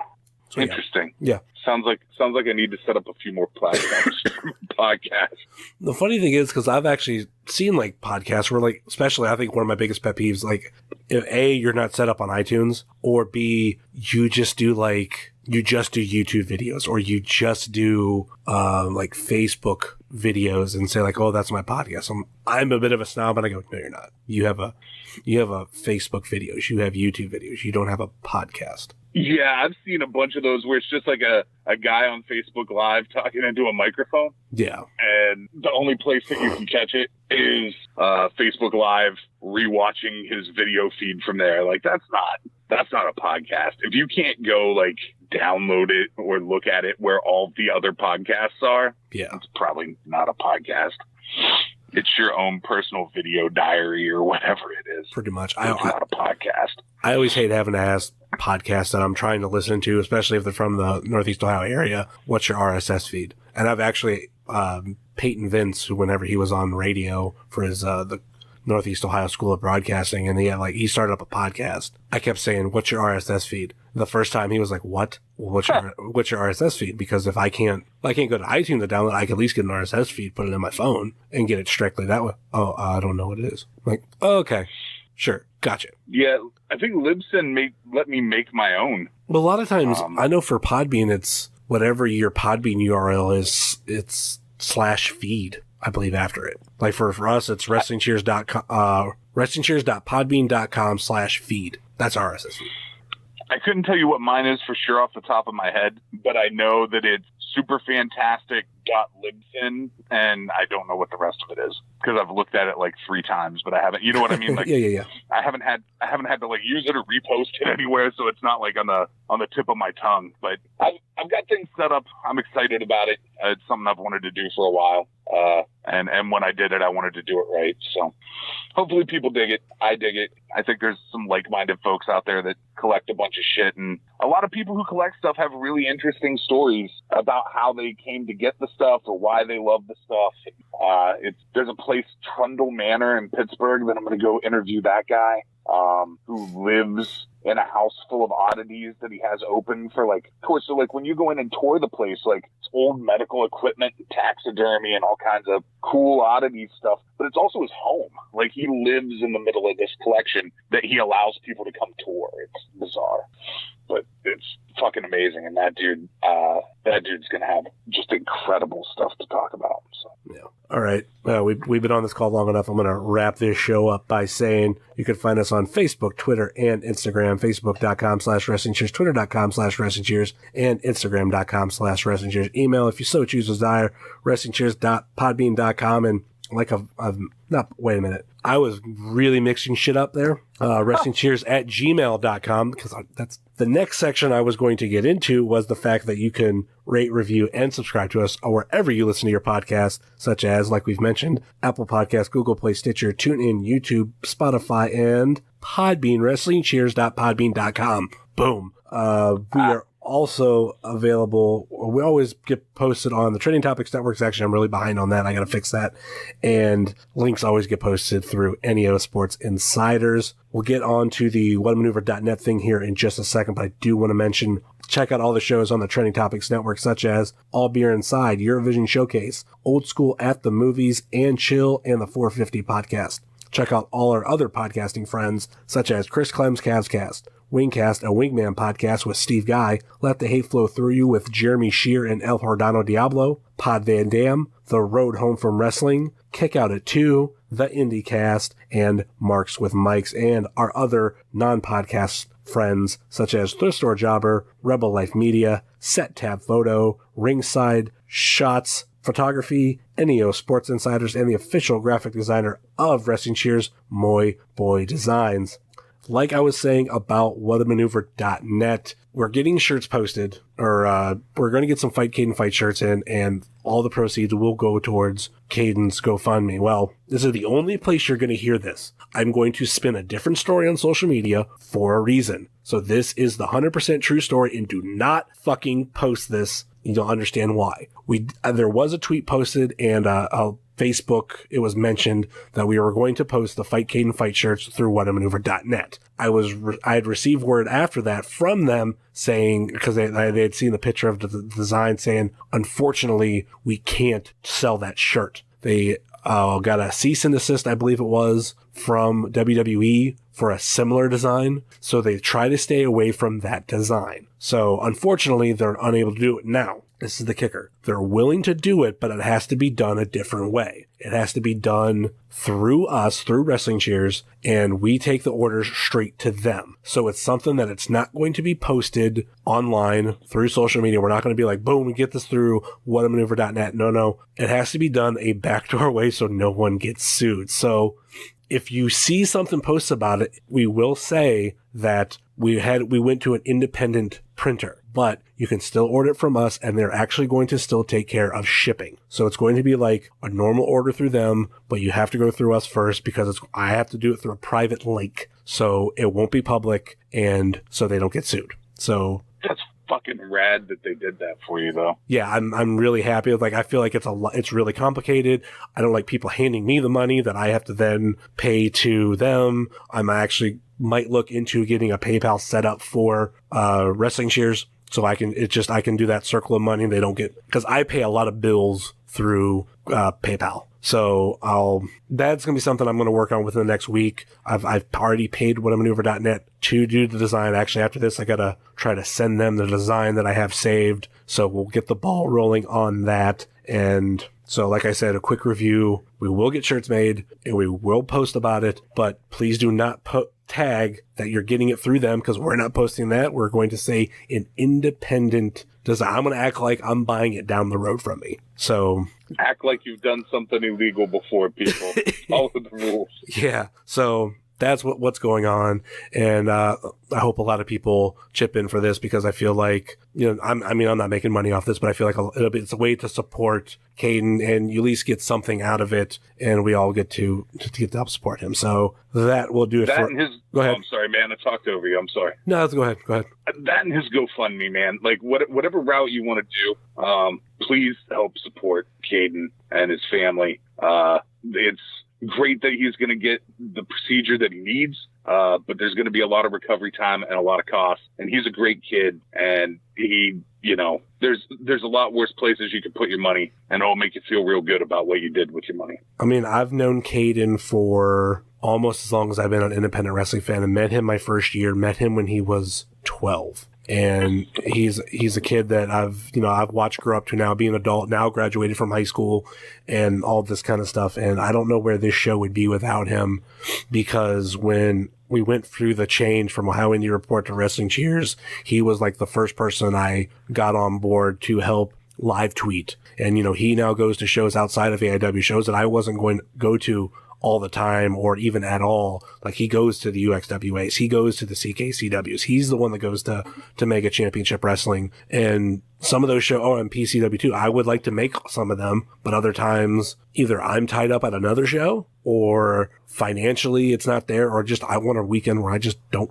do anything. So he steps up for that, and he was the first person I had on after the change. And, as of this recording, and this is something that really amazes me, just the 24 hours of this recording that this has been posted, all the responses, everybody retweeting it, everybody quote tweeting it, seeing some of the donations where people put their name down, and you see the amount, and it's like, wow, that's pretty awesome that person gave something, or this person gave this much money. Because there's I've seen a couple that I'm like, wow, like, you just became like really cool in my book, or even cooler in my book. But as of this recording, he is at $2,807 at a 10,000 goal. And, every, especially looking at some of the donations, every bit counts, just on the. Fuck yeah, dude. That's great, because that's 24 hours in. He's already at almost $3,000. That makes me feel real good.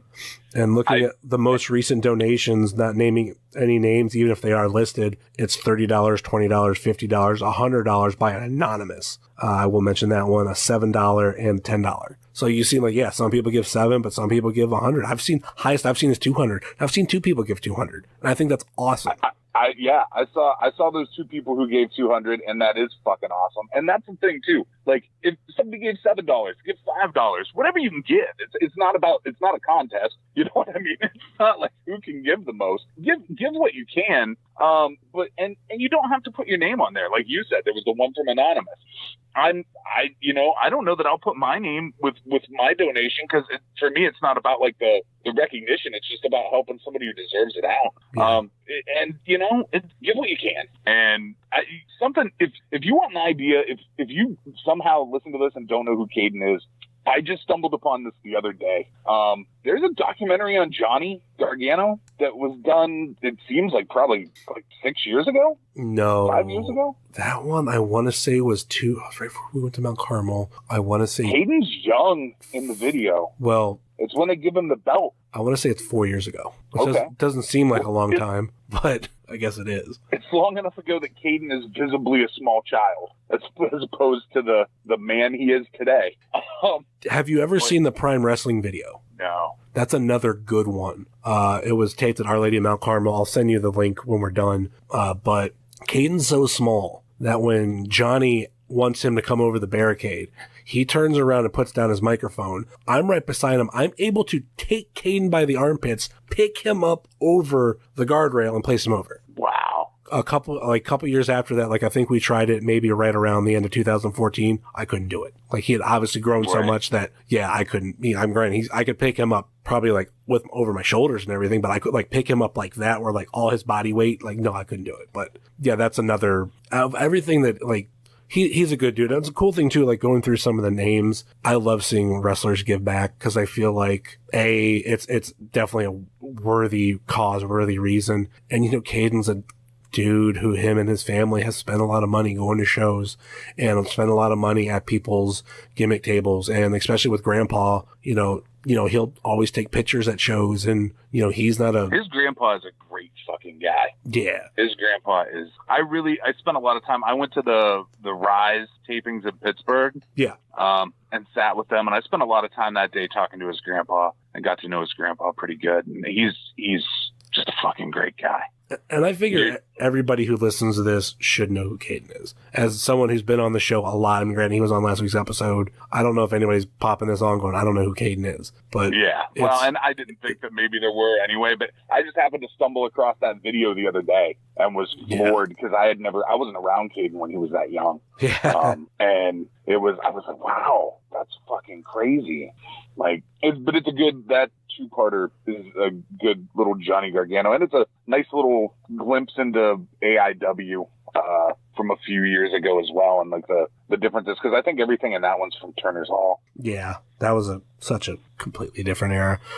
But anyway, let's wrap this show up, and I guess the only thing left to say is thank you for listening to Wrestling Cheers, where everybody knows your name, especially if you're Wes fucking Barkley. Yeah, they all knew his name. Later.